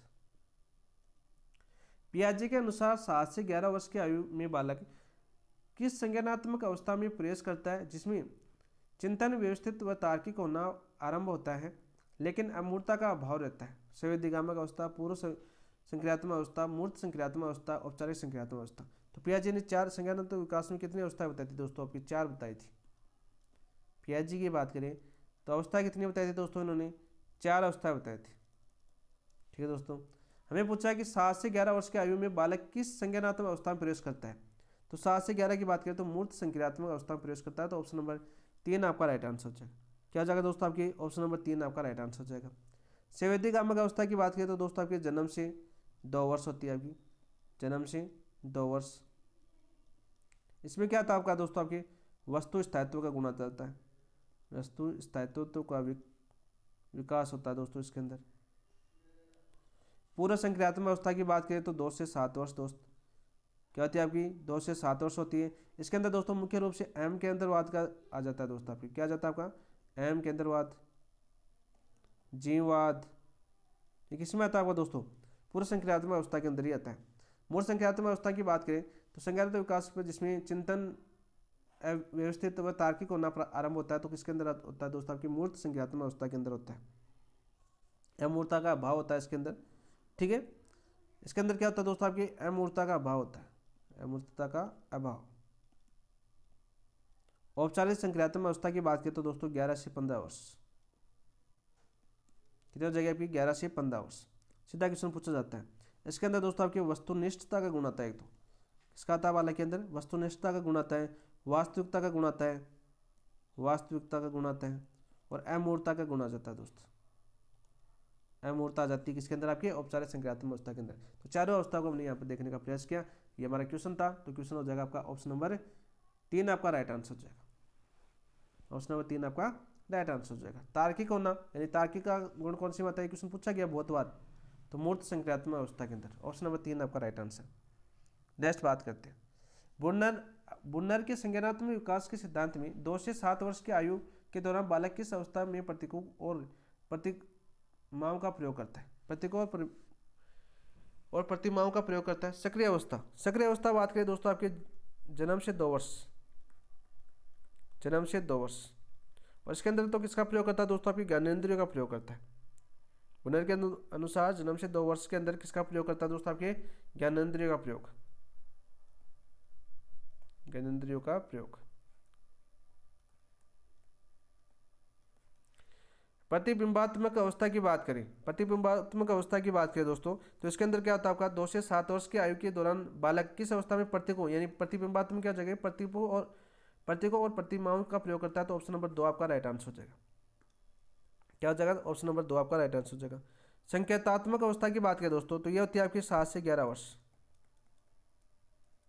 इसके अंदर आपके संकेत और भाषा का, संकेतों व भाषा का प्रादुर्भाव आ जाता है दोस्तों। आपकी बुनर की 3 अवस्थाएं बताई थी बुनर ने संज्ञानात्मक विकास के अंदर। सक्रिय अवस्था, प्रतिबिंबात्मक अवस्था और संज्ञानात्मक अवस्था। औपचारिक संक्रियात्मक अवस्था आपकी पियाजे की थी, बुनर की नहीं थी। तो तीनों अवस्थाओं के एग्जाम्पल के साथ हमने देख लिया यहाँ पर। ऑप्शन नंबर 2 आपका राइट आंसर हो जाएगा। नेक्स्ट क्वेश्चन की बात करें दोस्तों, नेक्स्ट क्वेश्चन क्या है आपका? वाइगोत्स्की के संज्ञानात्मक विकास के अनुसार जिस क्षेत्र में या जिस क्षेत्र के माध्यम से बालक वास्तविक विकास के स्तर से संभाव्य विकास के स्तर तक पहुंच सकता है उसे क्या कहा जाता है? Scaffolding, zone of proximal development, सक्रिय विकास क्षेत्र, या कॉग्निटिव इक्विलिब्रियम। तो राइट आंसर क्या हो जाएगा आपका? Zone of proximal development. Option number 2 आपका राइट आंसर हो जाएगा। वाइगोत्स्की की बात करें, आपके संज्ञानात्मक विकास का सिद्धांत किसका था दोस्तों, आपके वाइगोत्स्की की बात करें, सीधा क्वेश्चन पूछा जाता है। या आपकी बात करें स्किल ऑफ होल्डिंग की बात करें, ये क्वेश्चन आपको पूछा जाता है बहुत बार एग्जाम के अंदर। स्किल ऑफ होल्डिंग की बात करें, यह क्या होता है दोस्तों, आपकी मदद की वह मात्रा जो व्यक्ति को सीखने के एक स्तर से दूसरे स्तर तक ले जा सकती है। मदद की वह मात्रा जो व्यक्ति को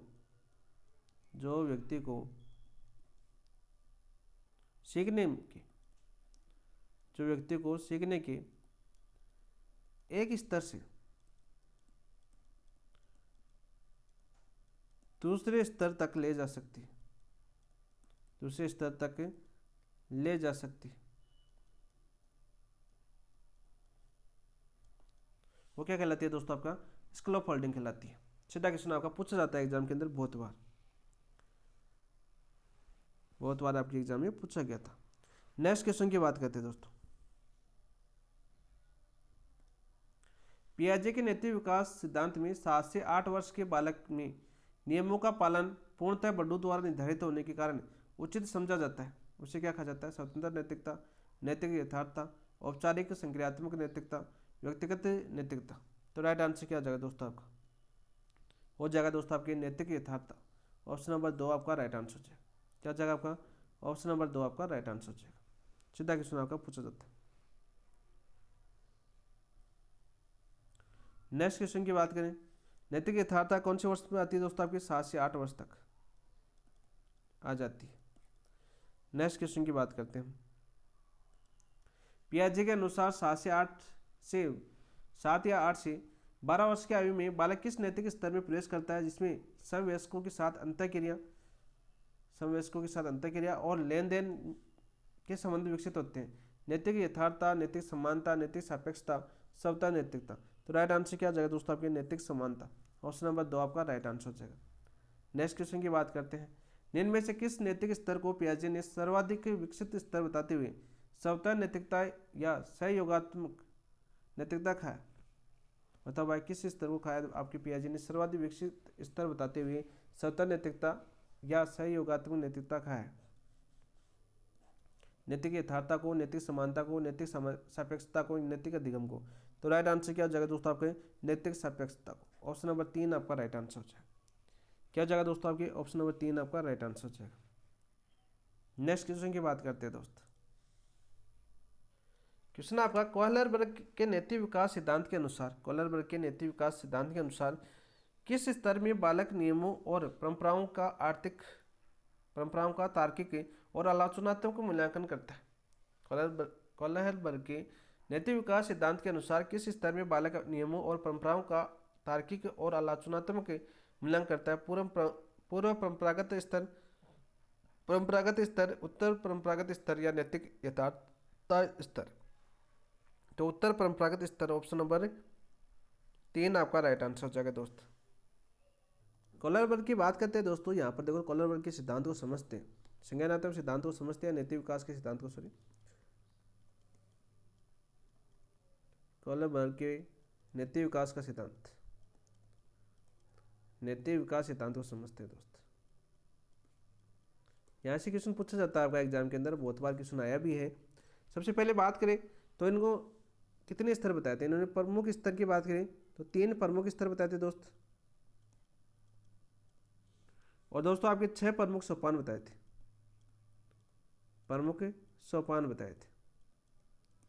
सबसे पहले बात करते हैं दोस्तों, पहला इन्होंने मुख्य स्तर बताया था आपका पूर्व परंपरागत स्तर। इस स्तर की बात करें दोस्तों, आपके 4 से 10 वर्ष के बालक इसमें शामिल थे, और इसके अंदर 2 आपके सोपान बताए थे। पहला सोपान था इसके अंदर, पहला सोपान कौन सा था आपका, पहला था आपका दंड या आज्ञाकारिता उन्मुक्ता। दंड या आज्ञाकारिता उन्मुक्ता। और दूसरा सोपान था दोस्तों इसके अंदर, वो था आपका यांत्रिक सापेक्षिक उन्मुक्ता। यांत्रिक सापेक्षिक उन्मुक्ता। दूसरा स्तर इन्होंने बताया था दोस्तों, ये तो स्तर था आपके 6 सोपान हो जाएंगे इनके अंदर। पहले में 2 थे, दूसरा स्तर इन्होंने बताया था आपका परंपरागत स्तर।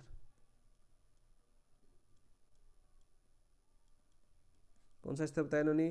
परंपरागत स्तर बताया। और यहाँ पर बात करें वर्ष की, बात करें तो आपके 10 से 13 वर्ष, 10 से 13 वर्ष। इसके अंदर बात करें दोस्तों, तो इसके अंदर आपके पहला सोपान बताया था आपका इन्होंने उत्तम लड़का अच्छी लड़की उन्मुक्ता। उत्तम लड़का अच्छी लड़की उन्मुक्ता। दूसरा सोपान इन्होंने बताया इसके अंदर सामाजिक क्रम संपोषित उन्मुक्ता। सामाजिक क्रम संपोषित उन्मुक्ता।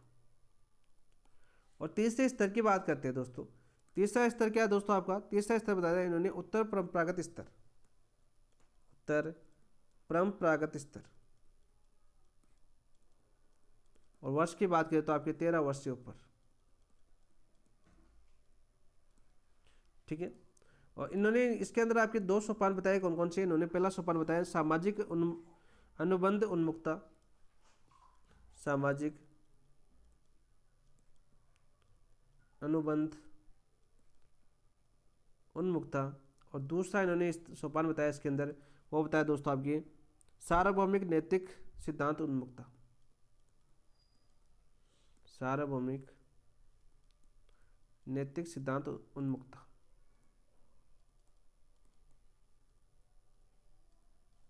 तो आराम से समझ सकते हो कॉलर वर्ग के 3 प्रमुख स्तर कौन से हो गए आपके? पूर्व परंपरागत स्तर, परंपरागत स्तर और उत्तर परंपरागत स्तर। और प्रमुख 6 सोपान कौन कौन से हो गए? दंड या आज्ञाकारिकता उन्मुक्ता, यांत्रिक सापेक्षिक उन्मुक्ता, उत्तम लड़का अच्छी लड़की उन्मुक्ता, सामाजिक कर्म संपोषित उन्मुक्ता, सामाजिक अनुबंधन उन्मुक्ता, सार्वभौमिक नैतिक सिद्धांत उन्मुक्ता। ये आपके 6 सोपान होगी किसके? कॉलर वर्ग के। सीधे सीधे आपके पूछे जाते हैं। तो राइट आंसर क्या हो जाएगा दोस्तों अपना? राइट आंसर हो जाएगा उत्तम परंपरागत स्तर। ऑप्शन नंबर 3 आपका राइट आंसर हो जाएगा। क्या हो जाएगा दोस्तों आपका? ऑप्शन नंबर 3 आपका राइट आंसर हो जाएगा। नेक्स्ट क्वेश्चन की बात करते हैं दोस्त। नेक्स्ट क्वेश्चन क्या आपका?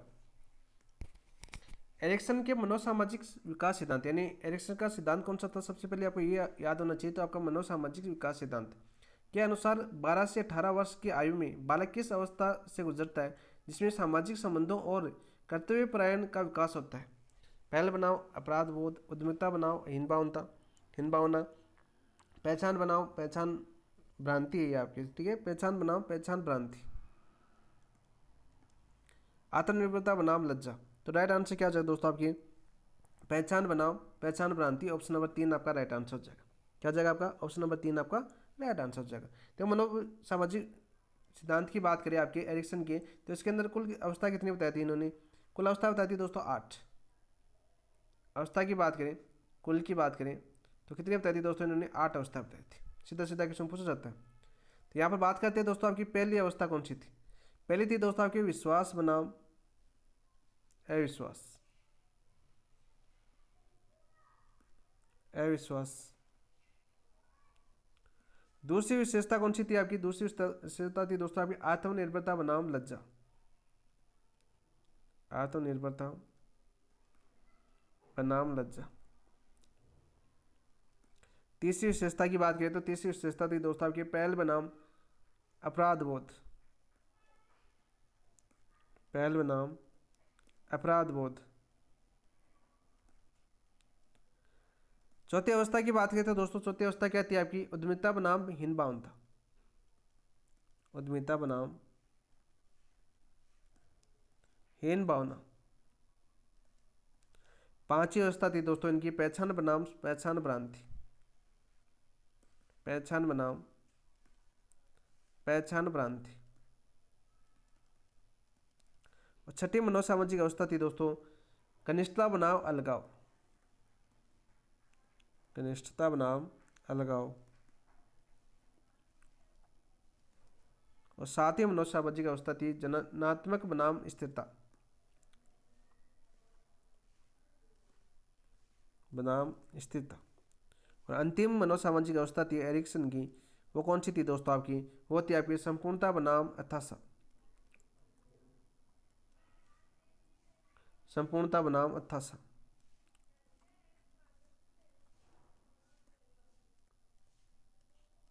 तो ये एरिक एरिक्सन की बात करें दोस्तों तो मनोसामाजिक विकास की कितनी अवस्थाएं थी आपकी, 8 अवस्थाएं थी। ठीक है, इनके अंदर यदि एज की बात करें दोस्तों तो पहली की बात करें, अलग पेन से लिख देता हूं ताकि आपको समझ में आ जाए। पहले की अवस्था की बात करें दोस्तों तो अवस्था थी आपकी जन्म से, यानी जन्म से बात कर लेते हैं, 0 से 1.5 वर्ष। ठीक है, आत्मनिर्भरता बनाम लज्जा आपकी थी 1.5 वर्ष से 3 वर्ष। और ये आयु की बात कर लेता हूँ यहाँ पर। ठीक है, वर्ष निकाल लेना आप साथ साथ। पहले बनाम अपराध बोध की बात करें तो 3 से 6 वर्ष, और आपकी उद्यमिता बनाम हिंद भावना की बात करें दोस्तों तो आपकी 6 से 12 वर्ष। पहचान बनाम भ्रांति की बात करें तो 12 से 18 वर्ष, जो अपना क्वेश्चन पूछा गया था, 18 वर्ष। और वही बात करें घनिष्ठता बनाम अलगाव की तो 18 से 35 वर्ष। जननात्मक बनाम स्थिरता की बात करें तो दोस्तों आपकी 35 से 65 वर्ष। और वही बात करें संपूर्णता बनाम अथासा आपकी 65 से आपकी मृत्यु तक। तो ये आयु वर्ष आपको पता चल गया दोस्तों। यहाँ पर दोस्तों आपके मनोसामाजिक गुण और आपकी बात करें मनोसामाजिक गतिविधि पूछे तो दोस्तों ऐसे गुण की बात कर लेते हैं। यहाँ पर कौन कौन से गुण आते हैं, यहाँ से क्वेश्चन पूछ जाता है। देखिए, पहली अवस्था के अंदर आपका आस्था का गुण आता है दोस्तों। दूसरी अवस्था के अंदर आपकी इच्छा शक्ति का गुण आ जाता है, आपका किसका गुण आ जाता है, आपकी इच्छा शक्ति का मनोसामाजिक गुण आ जाता है। तीसरी अवस्था के अंदर दोस्तों आपके मनोसामाजिक गुण की बात करें तो उद्देश्य आ जाता है। चौथी अवस्था के अंदर बात करें दोस्तों आपका सामर्थ्य का गुण आ जाता है दोस्तों। किसका गुण आ जाता है, आपका सामर्थ्य गुण आ जाता है। पांचवी अवस्था की बात करें तो आपकी कर्तव्य परायण का गुण आ जाता है, कर्तव्य परायण का गुण आ जाता है। छठी अवस्था के अंदर कौन सा गुण आता है दोस्तों, आपका स्नेह या प्रेम का गुण आ जाता है, आपका स्नेह या प्रेम लिख देता हूँ। सातवीं अवस्था के अंदर गुण आ जाता है दोस्तों आपकी देखभाल का। और लास्ट अंतिम अवस्था की बात करें, आठवीं अवस्था के अंदर गुण आ जाता है आपका मनोसामाजिक गुण की बात करें दोस्तों आपकी बुद्धि, क्या जाती है आपकी बुद्धि। ये सारे सारे मनोसामाजिक गुण की बात करता है, यहाँ पर मनोसामाजिक लिख देता हूँ। मनोसामाजिक की बात करते हैं जो सारे सारे आपके एग्जाम में पूछे जाते हैं दोस्तों। तो ऑप्शन नंबर 3 आपका राइट आंसर हो जाएगा। नेक्स्ट क्वेश्चन की बात करते हैं दोस्त। नेक्स्ट क्वेश्चन क्या आपका, देखिए, वंशक्रम के नियमों में से किस नियम के अनुसार बालक अपने माता पिता के बिल्कुल समान नहीं होकर उनमें कुछ भिन्नता प्रदर्शित करता है। बीजकोष की निरंतरता का नियम, बीज मैंने दिया था। समानता का नियम, विभिन्नता का नियम, या प्रत्यागमन का नियम। सोरेनसन का नियम है दोस्तों आपके प्रत्यागमन का नियम। तो दोस्तों आपका राइट आंसर हो जाएगा आपका भिन्नता का नियम। क्या हो जाएगा आपका, भिन्नता का नियम। वंशक्रम के नियमों में किस नियम के अनुसार बालक अपने माता पिता के बिल्कुल समान नहीं होकर उनसे या उनमें कुछ भिन्नता प्रदर्शित करता है, तो भिन्नता के नियम का। ऑप्शन नंबर 3 आपका राइट आंसर हो जाएगा। नेक्स्ट क्वेश्चन की बात करते हैं दोस्त, इसको थोड़ा छोटा कर लेता हूं मैं। क्वेश्चन अपना, मेंडल के अनुसार कौन सा नियम कहता है कि किसी एक आनुवंशिक गुण का वितरण दूसरे आनुवंशिक गुण के वितरण को प्रभावित नहीं करता। मेंडल का कौन सा नियम कहता है ये, तो मेंडल के नियम आप सभी को पता है। पहला नियम दिया था इन्होंने प्रभावयुक्ता का नियम, दूसरा पृथक्करण का नियम, तीसरा स्वतंत्र अपीवन का नियम, चौथा अर्जित गुणों का नियम। तो राइट आंसर क्या हो जाएगा दोस्तों, आपकी स्वतंत्र अपीवन का नियम है। वो कहता है कि किसी एक आनुवंशिक गुण का वितरण दूसरे आनुवंशिक गुण के वितरण को प्रभावित नहीं करता। तो ऑप्शन नंबर 3 आपका राइट आंसर हो जाएगा। क्या हो जाएगा दोस्तों, आपके ऑप्शन नंबर 3 आपका राइट आंसर हो जाएगा। नेक्स्ट क्वेश्चन की बात करते हैं दोस्तों। युग्मनज क्या है, तो एक निषेचित अंडे से उत्पन्न एक एकल कोशिका क्या कहलाती है, आपकी युग्मनज कहलाती है, जो बार बार आपके एग्जाम में पूछा जाता है। नेक्स्ट क्वेश्चन की बात करते हैं दोस्तों। नवीन ज्ञान व नवीन अनुभव अर्जन करने की प्रक्रिया ही अधिगम है, यह परिभाषा किसने दी, वुडवर्थ ने दी, गेट्स व अन्य ने दी, करो ने दी, या स्किनर ने दी। तो राइट आंसर क्या हो जाएगा दोस्तों, आपका वुडवर्थ की परिभाषा थी। ऑप्शन नंबर 1 आपका राइट आंसर हो जाएगा। हम देखो दोस्तों, अपने बाल विकास हम कंप्लीट कर चुके हैं। ठीक है, शैक्षणिक मनोविज्ञान पहला टॉपिक हमने किया, दूसरा टॉपिक हमने बाल विकास कंप्लीट कर चुके हैं। अब तक अपनी 2 टॉपिक की क्लास अपनी कंप्लीट हो चुकी है। जितने जीएसटी में क्वेश्चन बनते थे वो सारे के सारे यहाँ पर आपको करवाया गया दोस्तों। तो क्लास कैसी लगी कमेंट के अंदर बताना, और जिन दोस्तों ने चैनल को सब्सक्राइब नहीं किया वो चैनल को सब्सक्राइब कर लेना, वीडियो को अपने दोस्तों के साथ शेयर कर देना। अब पढ़ते हैं दोस्तों आपका अधिगम टॉपिक, और अधिगम टॉपिक भी बहुत बड़ा टॉपिक है और यहाँ से आपके क्वेश्चन पूछे जाते हैं दोस्तों। बहुत क्वेश्चन यहाँ से पूछे जाते हैं आपके। तो क्वेश्चन था अपना, नवीन ज्ञान व नवीन अनुभव अर्जन करने की प्रक्रिया की अधिगम है, परिभाषा किसने दी थी दोस्तों, आपकी वुडवर्थ ने दी थी। किसने दी थी, आपकी वुडवर्थ ने दी थी। गेट्स और अन्य की परिभाषा की बात करें तो बार बार पूछी जाती है। अनुभव तथा प्रशिक्षण द्वारा व्यवहार में उन्नयन ही अधिगम है। गेट्स और अन्य की परिभाषा क्या है आपकी, अनुभव तथा प्रशिक्षण द्वारा, अनुभव तथा प्रशिक्षण द्वारा व्यवहार में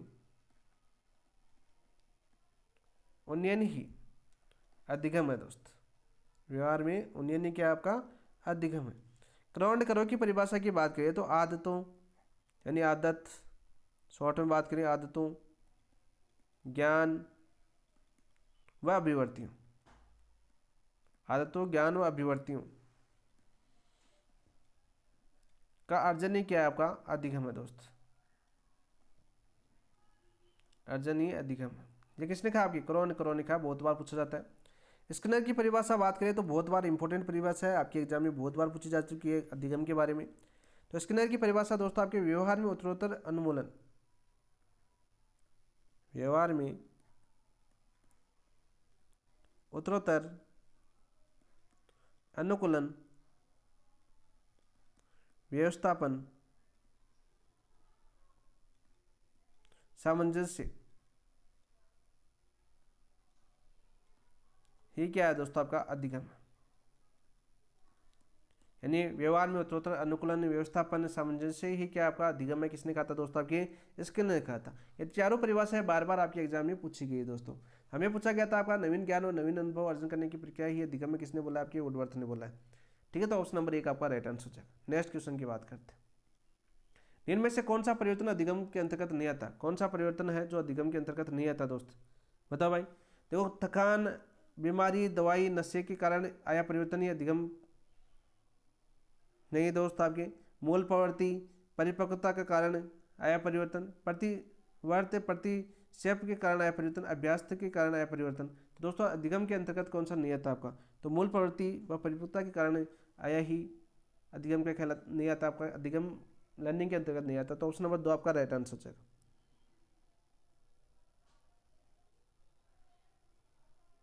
क्वेश्चन देखो, थकान, बीमारी, दवाई, नशे के कारण आया परिवर्तन भी अधिगम के अंतर्गत नहीं आता वैसे देखे तो, यहाँ पर नहीं।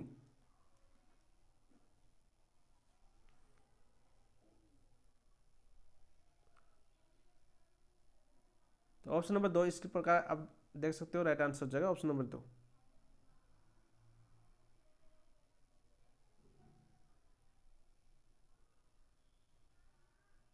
सारे या पुरुष कारण आया परिवर्तन, अभ्यस्ता कारण आया परिवर्तन ही अधिगम नहीं है दोस्तों। हमें पूछा है कि निम्न में से कौन सा परिवर्तन अधिगम के अंतर्गत नहीं आता, कौन सा परिवर्तन नहीं आता दोस्त, चाहे थकान के कारण हो, अव्यवस्था के कारण हो, प्रतिवर्त परिचय के कारण आया हो, तो सारे के सारे दोस्त आपके उपरोक्त सभी आएगा इसके अंदर। ये शायद कोर्ट वाला क्वेश्चन था, इसके अंदर था आपका केवल, जैसे मैं बना देता हूँ आपका केवल एक, केवल 1 2 3 या केवल 2 3 4 या उपयुक्त सभी। तो राइट आंसर क्या जाएगा, ऑप्शन नंबर 4 आपका राइट आंसर जाएगा। चारों आ जाएंगे दोस्तों, इन चारों के कारण कौन अधिगम में शामिल नहीं होते। चारों ऑप्शन, थकान, बीमारी, दवाई, नशे के कारण आया परिवर्तन, ठीक है, ये भी किसमें शामिल नहीं होता दोस्तों, आपके अधिगम में शामिल नहीं होता है। मूल प्रवृत्ति या परिवर्तन के कारण आया परिवर्तन भी किसमें शामिल नहीं होता, आपका अधिगम में शामिल नहीं होता है। प्रतिवर्त या परिक्षेप के कारण आया परिवर्तन भी अधिगम में शामिल नहीं होता है। अभ्यस्ता के कारण आया परिवर्तन भी अधिगम में शामिल नहीं होता है। ये कोर्ट वाला क्वेश्चन था, शायद ऑप्शन कट चुके हैं नीचे वाले, तो ऑप्शन नंबर उपयुक्त सभी कर लेना आप। क्या कर लेना आपको, उपयुक्त सभी, पहला, दूसरा, तीसरा और चौथा। तो ऑप्शन नंबर 4 आपका राइट आंसर हो जाएगा। नेक्स्ट क्वेश्चन की बात करते हैं दोस्त। देखो ऐसे क्वेश्चन था ये, अधिगम की निम्नलिखित 4 विशेषताओं में से कौन सी विशेषता सही है। ये 4 भी नहीं आना चाहिए था यहाँ पर। अधिगम की निम्नलिखित विशेषताओं में से कौन सी विशेषता है आपकी, तो देखो अधिगम सौदेश्य होता है, बिल्कुल होता है। अधिगम सतत प्रक्रिया है, यह सार्वकालिक और सार्वभौमिक होता है, तो बिल्कुल सत्य बात है ये भी आपकी, ये भी सत्य बात है दोस्त। अधिगम परिणाम नहीं अपितु प्रक्रिया है, बिल्कुल राइट। ये क्वेश्चन बहुत बार पूछा गया है, अधिगम परिणाम नहीं प्रक्रिया है। अधिगम बाह्य दृष्टिगत हो भी सकता है और नहीं भी, बिल्कुल राइट। तो चारों विशेषता अधिगम की है, तो ऑप्शन नंबर 4 आपका राइट आंसर हो जाएगा।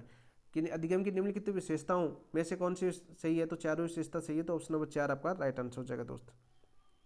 नेक्स्ट क्वेश्चन की बात करते हैं।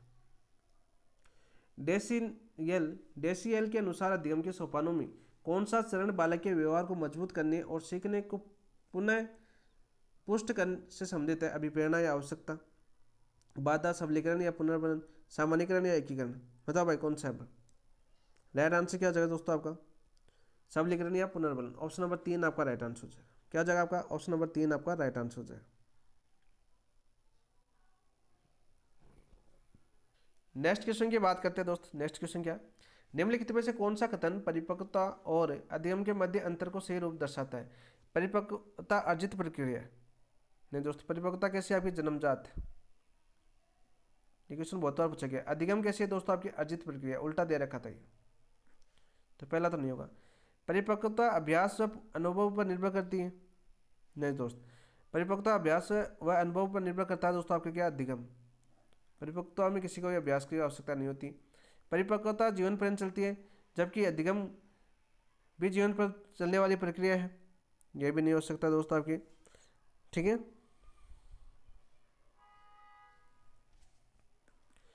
अधिगम परिपक्वता पर निर्भर है और अभ्यास व अनुभव के माध्यम से विकसित होती है, बिल्कुल है। तो ऑप्शन नंबर 4 आपका राइट आंसर हो जाएगा। सही रूप दर्शाता है दोस्तों आपका ऑप्शन नंबर 4 आपका राइट आंसर हो जाता। तो अधिगम क्या होता है आपका, चलती है, लेकिन परिपक्वता है जीवन पर नहीं चलती है, इसलिए गलत हो गया। ऑप्शन नंबर 4 आपका राइट आंसर हो जाएगा। नेक्स्ट क्वेश्चन की बात करते हैं दोस्त। निम्न में से कौन सा कारक अधिगम को प्रभावित करने वाला विद्यार्थी से संबंधित शारीरिक कारक है। अधिगम को प्रभावित करने वाले कारकों से क्वेश्चन बनाया जाता है, आपका आता भी एग्जाम के अंदर। अभिप्रेरणा, बुद्धिलब्धि, स्वास्थ्य या संवेगात्मक स्थिति। तो शारीरिक कारक पूछा है, तो शारीरिक कारक क्या हो जाएगा आपका, स्वास्थ्य। बाकी अभिप्रेरणा, बुद्धिलब्धि और संयोगात्मक स्थिति कौन से कारक में आती है दोस्तों, आपकी मानसिक एवं मनोवैज्ञानिक कारक। मानसिक एवं मनोवैज्ञानिक कारक,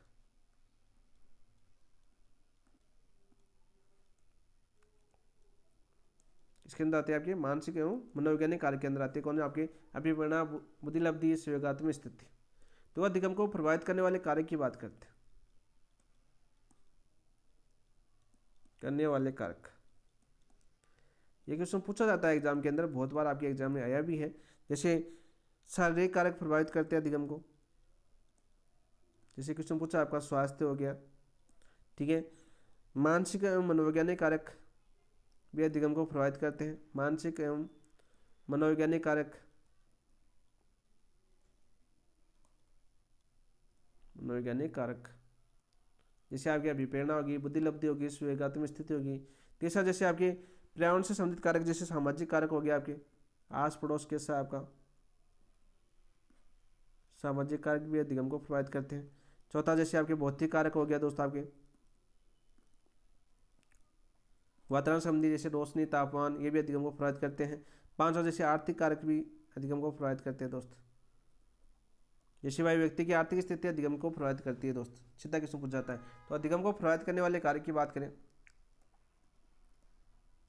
तो कौन कौन से हो जाएंगे, आपके शारीरिक कारक हो गया, मानसिक और मनोवैज्ञानिक कारक हो गया, सामाजिक कारक हो गया, भौतिक कारक हो गया और आर्थिक कारक हो गया। यहाँ से सीधे क्वेश्चन आपके पूछ ले जाते हैं।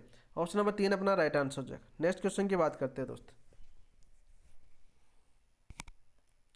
पावलोव के शास्त्रीय अनुबंधन प्रयोग में कौन सा परिणाम अनुबंधन के पश्चात देखा गया।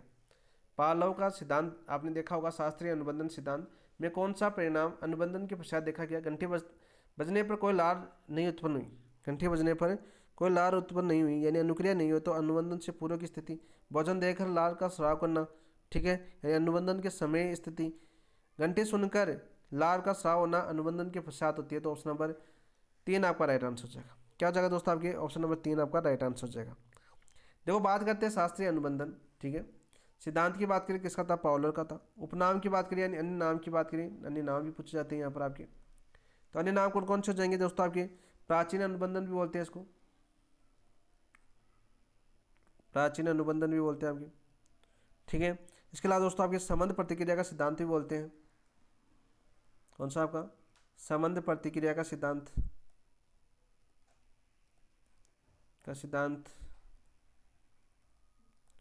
संबंध प्रत्यावर्तन का सिद्धांत भी बोलते हैं दोस्तों आपके, संबंध प्रत्यावर्तन का सिद्धांत।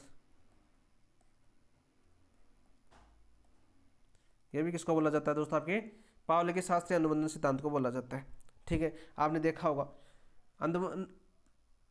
अनुबंधन से पूर्व की बात करें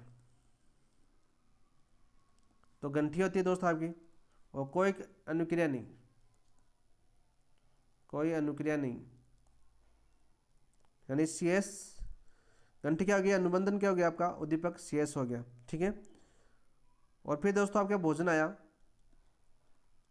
तो क्या टपकाई दोस्तों, लार टपकाई, यानी US भोजन क्या हो जाएगा आपका यूएस, ठीक है, स्वाभाविक उद्दीपक।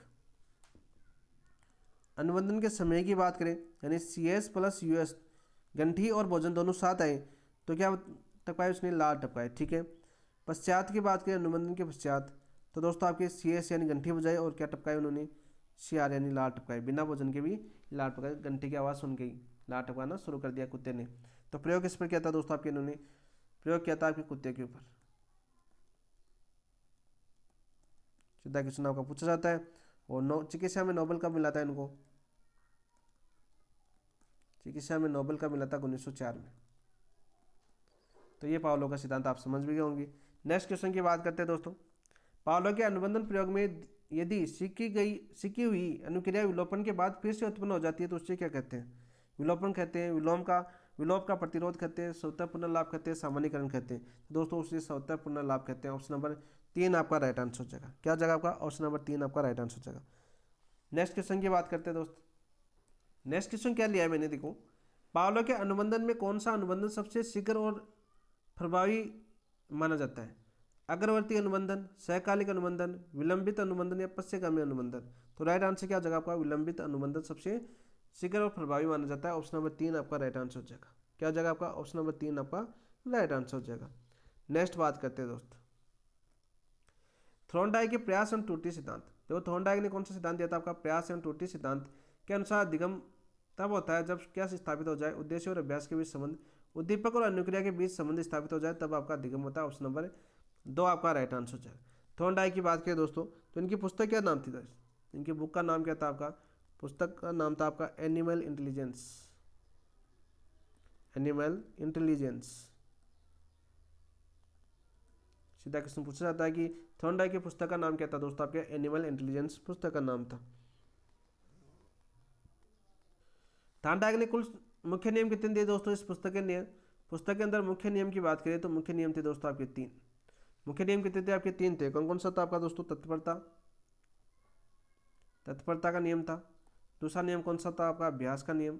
और तीसरा नियम कौन सा था आपका, प्रभाव का नियम। और वही बात करें आपके गौण नियम, तो गौण नियम कितने दिए आपके थॉर्नडाइक ने, तो गौण नियम देते थे आपके 5। कितने देते आपके 5। पहला था आपका बहु अनुक्रिया, बहु अनुक्रिया का नियम जो बार बार आपके एग्जाम में पूछा जाता है। दूसरा कौन सा था आपका दोस्तों, मनोवर्ती का नियम, मनोवर्ती का नियम। तीसरा गौण नियम थॉर्नडाइक ने दिया था दोस्तों आपकी आंशिक क्रिया का नियम, आंशिक क्रिया का नियम। और चौथा नियम दिया था दोस्तों इन्होंने सादृश्यता का नियम,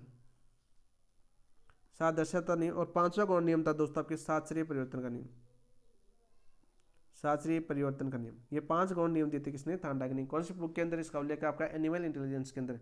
मुख्य नियम देते हैं आपके 3, तत्परता, अभ्यास और प्रभाव। सीधे सीधे आपके पूछे जाते हैं। ऑप्शन नंबर 2 आपका राइट आंसर हो जाएगा। नेक्स्ट क्वेश्चन, स्किनर के सक्रिय अनुबंधन सिद्धांत। आप देखो स्किनर का सिद्धांत कौन सा था आपका, सक्रिय अनुबंधन सिद्धांत में अधिगम किसके माध्यम से होता है, किसके माध्यम से होता है, केवल अवलोकन के माध्यम से, उद्दीपक और अनुक्रिया के स्वाभाविक संबंध से, पुनर्बलन और पारितोषित दंड के माध्यम से। तो पुनर्बलन और पारितोषित दंड के माध्यम से होता है स्किनर की सक्रिय अनुबंधन सिद्धांत के अनुसार। ऑप्शन नंबर 3 आपका राइट आंसर हो जाएगा। इसे क्रिया प्रस्तुत अनुबंधन भी कहते हैं दोस्त। नाम की बात करें सिद्धांत के तो इसको क्या कहते हैं दोस्तों, आपकी क्रिया प्रस्तुत अनुबंधन भी कहते हैं। क्रिया प्रस्तुत अनुबंधन भी सिद्धांत का उपनाम है दोस्तों, अनुबंधन भी कहते हैं इसको। सीधा क्वेश्चन पूछा जाता है। RS बॉन्ड भी बोलते हैं दोस्तों इसको, क्या बोलते हैं आपके, RS बॉन्ड भी बोलते हैं कि सक्रिय अनुबंधन सिद्धांत। तो ऑप्शन नंबर 3 आपका राइट आंसर हो जाएगा। किस पर आधारित था, यानी ये सिद्धांत था, ये आधारित किस पर था, आधारित था दोस्तों आपके प्रभाव के नियम पर, प्रभाव का नियम पर। कौन सा सिद्धांत आपके स्किनर का सक्रिय अनुबंधन सिद्धांत है, वो कौन से नियम पर आधारित था आपका, प्रभाव के नियम पर। सॉरी के लिख लेना यहाँ पर, प्रभाव के नियम पर आधारित था। सीधा क्वेश्चन आपका पूछा जाता है। और प्रभाव का नियम किसने दिया था, आपके थॉर्नडाइक ने दिया था, अभी हमने पीछे देखा दोस्तों। एक और पूछा जाता है इसी सिद्धांत से संबंधित, कौन सा आपका, शेपिंग व चेनिंग का संबंध, शेपिंग व चेनिंग का संबंध, चेनिंग का संबंध।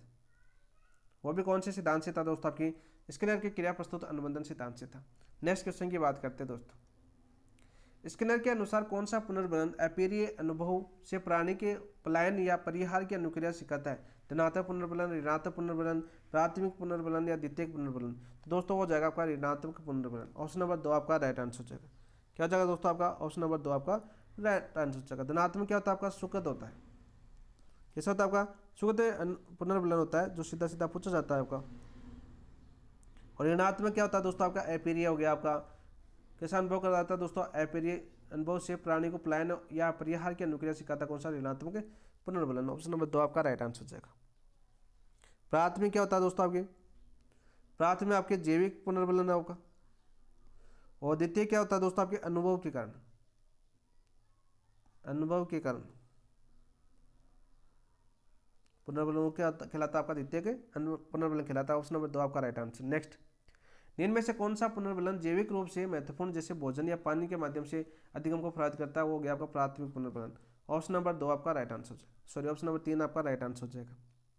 अभी क्या है पीछे, निम्न में से कौन सा उदाहरण सकारात्मक दंड है का है, कौन सा उदाहरण दोस्तों आपके सकारात्मक दंड का है, बच्चे को पीट देना ताकि अवांछित व्यवहार में कमी आई, बच्चे को पीट देना ताकि अवांछित व्यवहार में कमी आई, तो राइट आंसर तो ऑप्शन नंबर ये क्या हो गया, बच्चे को बाहर नहीं खेलने देना ताकि अवांछित व्यवहार में कमी आई, बाहर नहीं खेलने देना आपके नकारात्मक दंड आ गया दोस्तों, नकारात्मक दंड का उदाहरण है।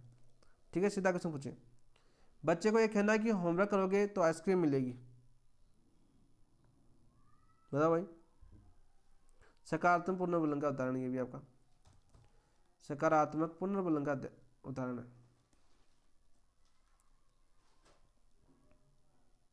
मित्रों द्वारा उपहास या मजाक करना, यह सकारात्मक दंड का उदाहरण है, सकारात्मक दंड का उदाहरण है। तो राइट आंसर क्या जाएगा दोस्तों आपका ऑप्शन नंबर 1 आपका राइट आंसर हो जाएगा। नेक्स्ट क्वेश्चन की बात करते हैं, क्वेश्चन नंबर 52, जेबी वॉटसन का लिटिल अल्बर्ट प्रयोग किस सिद्धांत की पुष्टि करता है, बताओ भाई, जेबी वॉटसन का लिटिल अल्बर्ट प्रयोग किस सिद्धांत की पुष्टि करता है, सक्रिय अनुबंधन पर, उद्दीपक सामान्यीकरण पर, गणितीय सिद्धांत पर, समीपता आधारित अधिगम पर। तो राइट आंसर हो जाएगा आपका उद्दीपक सामान्यीकरण, ऑप्शन नंबर 2 आपका राइट आंसर हो जाएगा। ठीक है, आप मुझे 1 दर्जन स्वस्थ बच्चे दो, मैं उन्हें जैसा चाहूँ वैसा बना सकता हूँ, वाटसन का एक कथन भी था। ठीक है, सीधा क्वेश्चन पूछा जाता है। अल्बर्ट का प्रयोग क्या था, अल्बर्ट कितने माह का था दोस्तों आपके, 11 माह का बालक था। नेक्स्ट क्वेश्चन की बात करते हैं, हल के सिद्धांत के अनुसार अधिगम का आधार क्या है और सीखने के किस तत्वों को महत्वपूर्ण मानना है, हल के सिद्धांत बताओ भाई, गणितीय सिद्धांत बोलते हैं इनको। आवश्यकता की पूर्ति या समझती, आधार क्या है दोस्तों, उद्दीपक सामान्यीकरण या पुनर्बलन, समीपता या प्रथम सफल प्रयास। तो राइट आंसर क्या हो जाएगा दोस्तों आपका, भाई आवश्यकता की पूर्ति और समझती तो है, ऑप्शन नंबर 1 आपका राइट आंसर हो जाएगा। हल की बात करें दोस्तों, कौन सा सिद्धांत दिया था इन्होंने, गणितीय सिद्धांत दिया था, कौन सा सिद्धांत दिया था इन्होंने, गणितीय सिद्धांत दिया था, ये भी नाम आ सकता है। ठीक है, आवश्यकता अवकलन सिद्धांत भी आ सकता है आपका, आवश्यकता अवकलन सिद्धांत, अवकलन सिद्धांत नाम भी है इसका। प्रेरणा प्रबलन सिद्धांत भी आ सकता है, प्रेरणा प्रबलन सिद्धांत। तो इस हल के सिद्धांत के उपनाम है दोस्तों, सीधे सीधे पूछे जाते हैं आपके। ठीक है, अधिगम का आधार व्यक्ति की आवश्यकता की पूर्ति है दोस्तों, यानी सबसे पहले आधार क्या आ गया आपका, आवश्यकता की पूर्ति आ गया। और सीखने में किस तत्वों को महत्वपूर्ण माना है, किस तत्व को माना है दोस्तों, आपकी समस्थिति को महत्वपूर्ण माना है, तो ऑप्शन नंबर 1 आपका राइट आंसर हो जाएगा। नेक्स्ट क्वेश्चन, गुत्री के अनुसार अधिगम किसके माध्यम से होता है, समीपानीकरण, समीपता और प्रथम सफल प्रयास, ऑप्शन नंबर 2 आपका राइट आंसर है। गुत्री का सिद्धांत है समीपता का सिद्धांत। नेक्स्ट क्वेश्चन की बात करते हैं दोस्त, गेस्टाल्ट वाद में वोल इज ग्रेटर देन पार्ट का क्या करता है, व्यक्तियों को, व्यक्ति भागों को अलग अलग सीखता है, व्यक्ति सीखते समय समग्र रूप से सीखता है। तो राइट आंसर क्या हो जाएगा आपका, ऑप्शन नंबर 2 ही आपका राइट आंसर हो जाएगा। यहाँ से नोट लगा के याद कर लेना, क्योंकि यहाँ से क्वेश्चन पूछा गया है। सबसे पहले गेस्टाल्ट वाद का क्वेश्चन पूछा गया है, गेस्टाल्ट वाद लास्ट टाइम रीट 2022 में यही क्वेश्चन आया था। सबसे पहले बात करें शब्द कैसा आपका, जर्मन भाषा का शब्द, कौन सी भाषा का शब्द है दोस्तों, आपके जर्मन भाषा का शब्द है। और इसका अर्थ क्या होता है, अर्थ होता है आपका व्यवस्थित, व्यवस्थित अथवा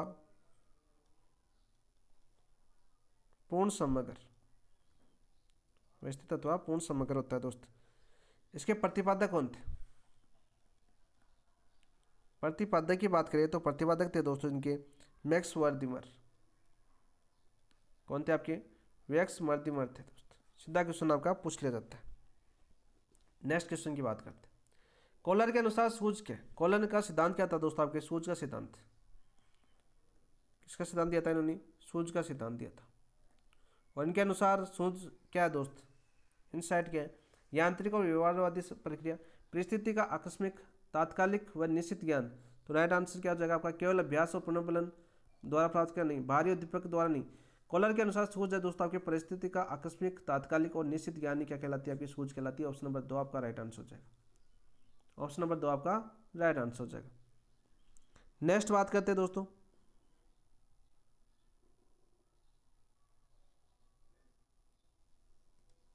बांडुरा के सामाजिक अधिगम सिद्धांत, यानी बांडुरा का सिद्धांत कौन सा था आपका? सामाजिक अधिगम सिद्धांत में कौन सा चरण विद्यार्थी को प्रेरित करता है कि वह सीख का व्यवहार प्रदर्शित करे? अवधान, स्मृति धारण, अनुकरण या अभिप्रेरणा पुनर्बलन। तो राइट आंसर क्या हो जाएगा दोस्तों आपका? बताओ भाई, राइट आंसर क्या हो जाएगा आपका? अभिप्रेरणा पुनर्बलन। ऑप्शन नंबर 4 आपका राइट आंसर हो जाएगा। और यहाँ पर देखो चरण के क्रम पूछा जाता है दोस्त, इसका क्रम पूछा जाता है। सबसे पहले आता है दोस्तों आपकी अवधान, ठीक है। फिर दोस्तों दूसरा आता है आपका स्मृति धारण, जैसे ऑप्शन दे रखा है ना वैसे क्रम, ये क्रम भी पूछा जाता है एग्जाम के अंदर, स्मृति धारण। तीसरा आता है दोस्तों आपके पुनः प्रस्तुति, और दोस्तों चौथा आता है आपका अभिप्रेरणा। अभिप्रेरणा सबसे अंत में आता है आपका, ठीक। क्रम बांडुरा की सामाजिक अधिगम सिद्धांत के अंदर ये क्रम बहुत बार पूछा जा चुका है एग्जाम के अंदर। Important, most important. Next question की बात करते हैं दोस्तों, टोलमैन के चिन्ह अधिगम सिद्धांत, टोलमैन का सिद्धांत कौन सा था आपका? चिन्ह अधिगम सिद्धांत के अनुसार नया व्यवहार कब तक प्रदर्शित नहीं होता? जब तक उसे पर्यावरणीय संकेत न मिले, जब तक उसे पुनर्बलन न मिले, जब तक वह अभ्यास न करे, जब तक वह पहले अनुभव न करे। तो राइट आंसर क्या हो जाएगा? जब तक उसे पुनर्बलन न मिले, ठीक है। नया व्यवहार कब तक प्रदर्शित नहीं होता? जब तक वह पुनर्बलन न मिले। ऑप्शन नंबर 2 आपका राइट आंसर हो जाएगा। टोलमैन की बात करें, चिन्ह सिद्धांत भी आ सकता है इनके नाम पर, प्रत्याशा सिद्धांत भी इन्होंने दिया था आपका, इसी का उपनाम आपका प्रत्याशा सिद्धांत, ठीक है। उद्देश्य सिद्धांत भी बोलते हैं इसको, उद्देश्य सिद्धांत भी कहते हैं। इन्होंने जो प्रयोग किया था वो किसमें, कौन सा प्रयोग किया था आपका? भूल भुलैया प्रयोग, भूल भुलैया प्रयोग किया था किस पर? चूहे पर। किस पर किया था दोस्तों? आपके चूहे पर। नेक्स्ट क्वेश्चन की बात करते हैं, बोनर के अनुसार अधिगम में विद्यार्थी सक्रियता, तत्परता और विषय के साथ समझता का महत्व क्यों है? बताओ भाई। ताकि विद्यार्थी केवल रटकर सीख सके, रटकर तो सीखना है नहीं दोस्त, ताकि अधिगम प्रक्रिया अर्थपूर्ण और अन्वेषणात्मक बने। ऑप्शन नंबर 2 आपका राइट आंसर हो जाएगा। ऑप्शन नंबर 2 आपका राइट आंसर हो जाएगा। बोनर के सिद्धांत के 3 चरण थे दोस्त, कितने चरण थे आपके? 3 चरण थे। कौन कौन से? पहला था आपका सक्रिय, दूसरा कौन सा आपका? प्रतिबिंबात्मक, तीसरा कौन सा दोस्त आपके? संकेतात्मक। तो 3 आपके चरण किसके? आपके बोनर के सिद्धांत के, ठीक है। नेक्स्ट बात करते हैं, आशुबेल के अनुसार अर्थपूर्ण अधिगम में सीखने की किस प्रकार की आवश्यकता प्रमुख होती है? आशुबेल के अनुसार अर्थपूर्ण अधिगम में सीखने की किस प्रकार की आवश्यकता प्रमुख होती है? रटकर, अर्थपूर्ण अधिगम, अभिग्राह्य अधिगम, अन्वेषण अधिगम। तो राइट आंसर क्या हो जाएगा दोस्तों? आपके अर्थपूर्ण अधिगम। ऑप्शन नंबर 2 आपका राइट आंसर हो जाएगा। ऑप्शन नंबर 2 आपका राइट आंसर हो जाएगा। सीखने के 4 प्रकार बताए थे आशुबेल ने। आशुबेल ने सीखने के कितने प्रकार बताए आपके? सीखने के प्रकार की बात करें तो इन्होंने 4 प्रकार बताए थे। कितने आपके? 4। रटकर पहला, दूसरा बताया था इन्होंने अर्थपूर्ण, तीसरा अभिग्राही और चौथा आपका अन्वेषण। चारों की बात करें तो ये रहे। और हमें पूछा कि अर्थपूर्ण अधिगम सीखने की किस प्रकार की आवश्यकता प्रमुख करती है? तो ऑप्शन नंबर 2 आपका राइट आंसर है, सार्थक अधिगम। नेक्स्ट क्वेश्चन, कर्ट लेविन ने संज्ञानात्मक क्षेत्र में फील्ड थ्योरी के अनुसार बी बराबर एफ पी का क्या अर्थ है? यह आपके कलाम ने आपके मेजर टेस्ट के अंदर भी पूछा था, आपके कल ही करवाया मैंने आपको, माइनर टेस्ट 4। पहला ऑप्शन दे रखा है, व्यवहार केवल प्राणी की प्रवृत्ति पर निर्भर करता है। नहीं दोस्त, व्यवहार केवल प्राणी की प्रवृत्ति पर निर्भर नहीं करता है, व्यवहार प्राणी और उसके वातावरण के परस्पर प्रभाव का फल है। तो ऑप्शन नंबर 2 आपका राइट आंसर हो जाएगा। ऑप्शन नंबर 2 आपका राइट आंसर हो जाएगा।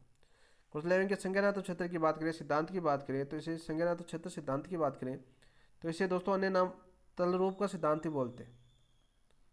तलरूप का सिद्धांत ही बोला जाता है इसको। सदिश मनोविज्ञान भी बोला जाता है, सदिश मनोविज्ञान सिद्धांत।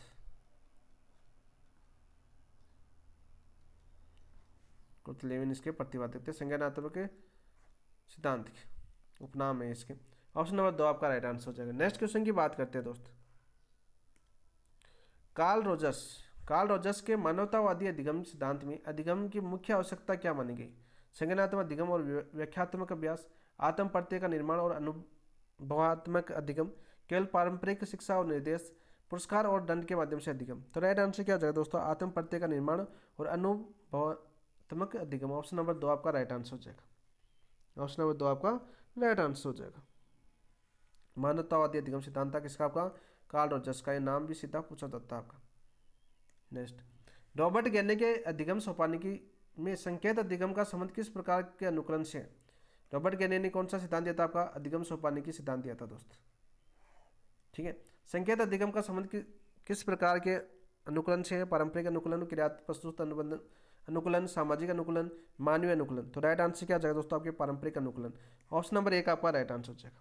तो दोस्तों इनकी बुक थी, दोस्तों इनकी बुक का नाम भी पूछा जा चुका है एग्जाम के अंदर, the condition of learning, conditions of learning. सीधा क्वेश्चन आपका पूछा जाता है दोस्तों। कुल चरण कितने कितने बताए इन्होंने अधिगम सोपानिकी में? कुल चरण की बात करें दोस्तों, कुल चरण इन्होंने 8 बताए थे। कितने बताए थे आपके? 8 बताए थे। प्रथम 4 व्यवहारवाद से थे, अंतिम 4 संज्ञानवादी थे। यानी नीचे से आपके क्रम याद कर लेना। संकेत से शुरू होते हैं आपके। संकेत, उद्दीपक, अनुक्रिया। देखो शुरू से बता देता हूँ मैं। पहला तो आपका संकेत, दूसरा आपका उद्दीपक, अनुक्रिया, तीसरा इनका सोपान था आपका श्रृंखला, सरल श्रृंखला या श्रृंखला। ठीक है, अधिगम। चौथा था इनका शाब्दिक। पांचवा इनका था आपका चरण कौन सा? आपका विभेदन। शाब्दिक के बाद में क्या था? आपका विभेदन। छठा कौन सा था इनका? संप्रत्यय। सातवां कौन सा था दोस्तों इनका? सिद्धांत। और आठवां कौन सा था आपका? समस्या समाधान। समस्या समाधान। तो ये आपके 8 चरण थे दोस्तों। किसके? आपके अधिगम सोपानिकी सिद्धांत दिया था आपके रॉबर्ट गेने ने। सीधे सीधे क्वेश्चन आपके पूछे जाते हैं। नेक्स्ट क्वेश्चन की बात करते हैं दोस्त। बहुत ही अच्छा क्वेश्चन आपका। अधिगम अंतरण में धनात्मक और ऋणात्मक अंतरण का क्या अर्थ है? पुराना अधिगम हमेशा नए अधिगम में बाधा पहुंचाता है। पुराना अधिगम नए अधिगम में सहायक और बाधक हो सकता है। बिल्कुल राइट। ऑप्शन नंबर 2 आपका राइट आंसर हो जाएगा। नेक्स्ट क्वेश्चन की बात करते हैं। ये भी बहुत अच्छा क्वेश्चन है। क्या दे रखा आपका? पूर्वलक्षी, प्रतिलक्षी और शून्य अंतरण में क्या अंतर है? पूर्वलक्षी में पुराना अधिगम नए अधिगम को प्रभावित करता है। बिल्कुल, पूर्वलक्षी में क्या करता है? आपका पुराना अधिगम है वो नए अधिगम को क्या करता है? प्रभावित करता है। प्रतिलक्षी में पुराना अधिगम नए अधिगम में कठिनाई उत्पन्न करता है। प्रतिलक्षी क्या करता है? पुराने अधिगम में नए अधिगम में क्या करता है? कठिनाई उत्पन्न करता है। शून्य अंतरण में पुराना अधिगम नए अधिगम में न तो सहायक बनता नहीं बाधक बनता है। तो तीनों आपके सही है। तो राइट आंसर क्या जगह उपरोक्त सभी। नेक्स्ट क्वेश्चन की बात करते हैं। अधिगम अंतरण के सिद्धांतों में कौन सा सिद्धांत सीखने के सामान्य से विशिष्ट अंश पर बल देता है? सामान्य से विशिष्ट अंश पर बल देता है। मानसिक अनुशासन का सिद्धांत, सामान्य व विशिष्ट अंश का सिद्धांत, समान अवयव व अनुरूप तत्वों का सिद्धांत, आदर्श सिद्धांतों का सिद्धांत। तो राइट आंसर क्या हो जाएगा आपका?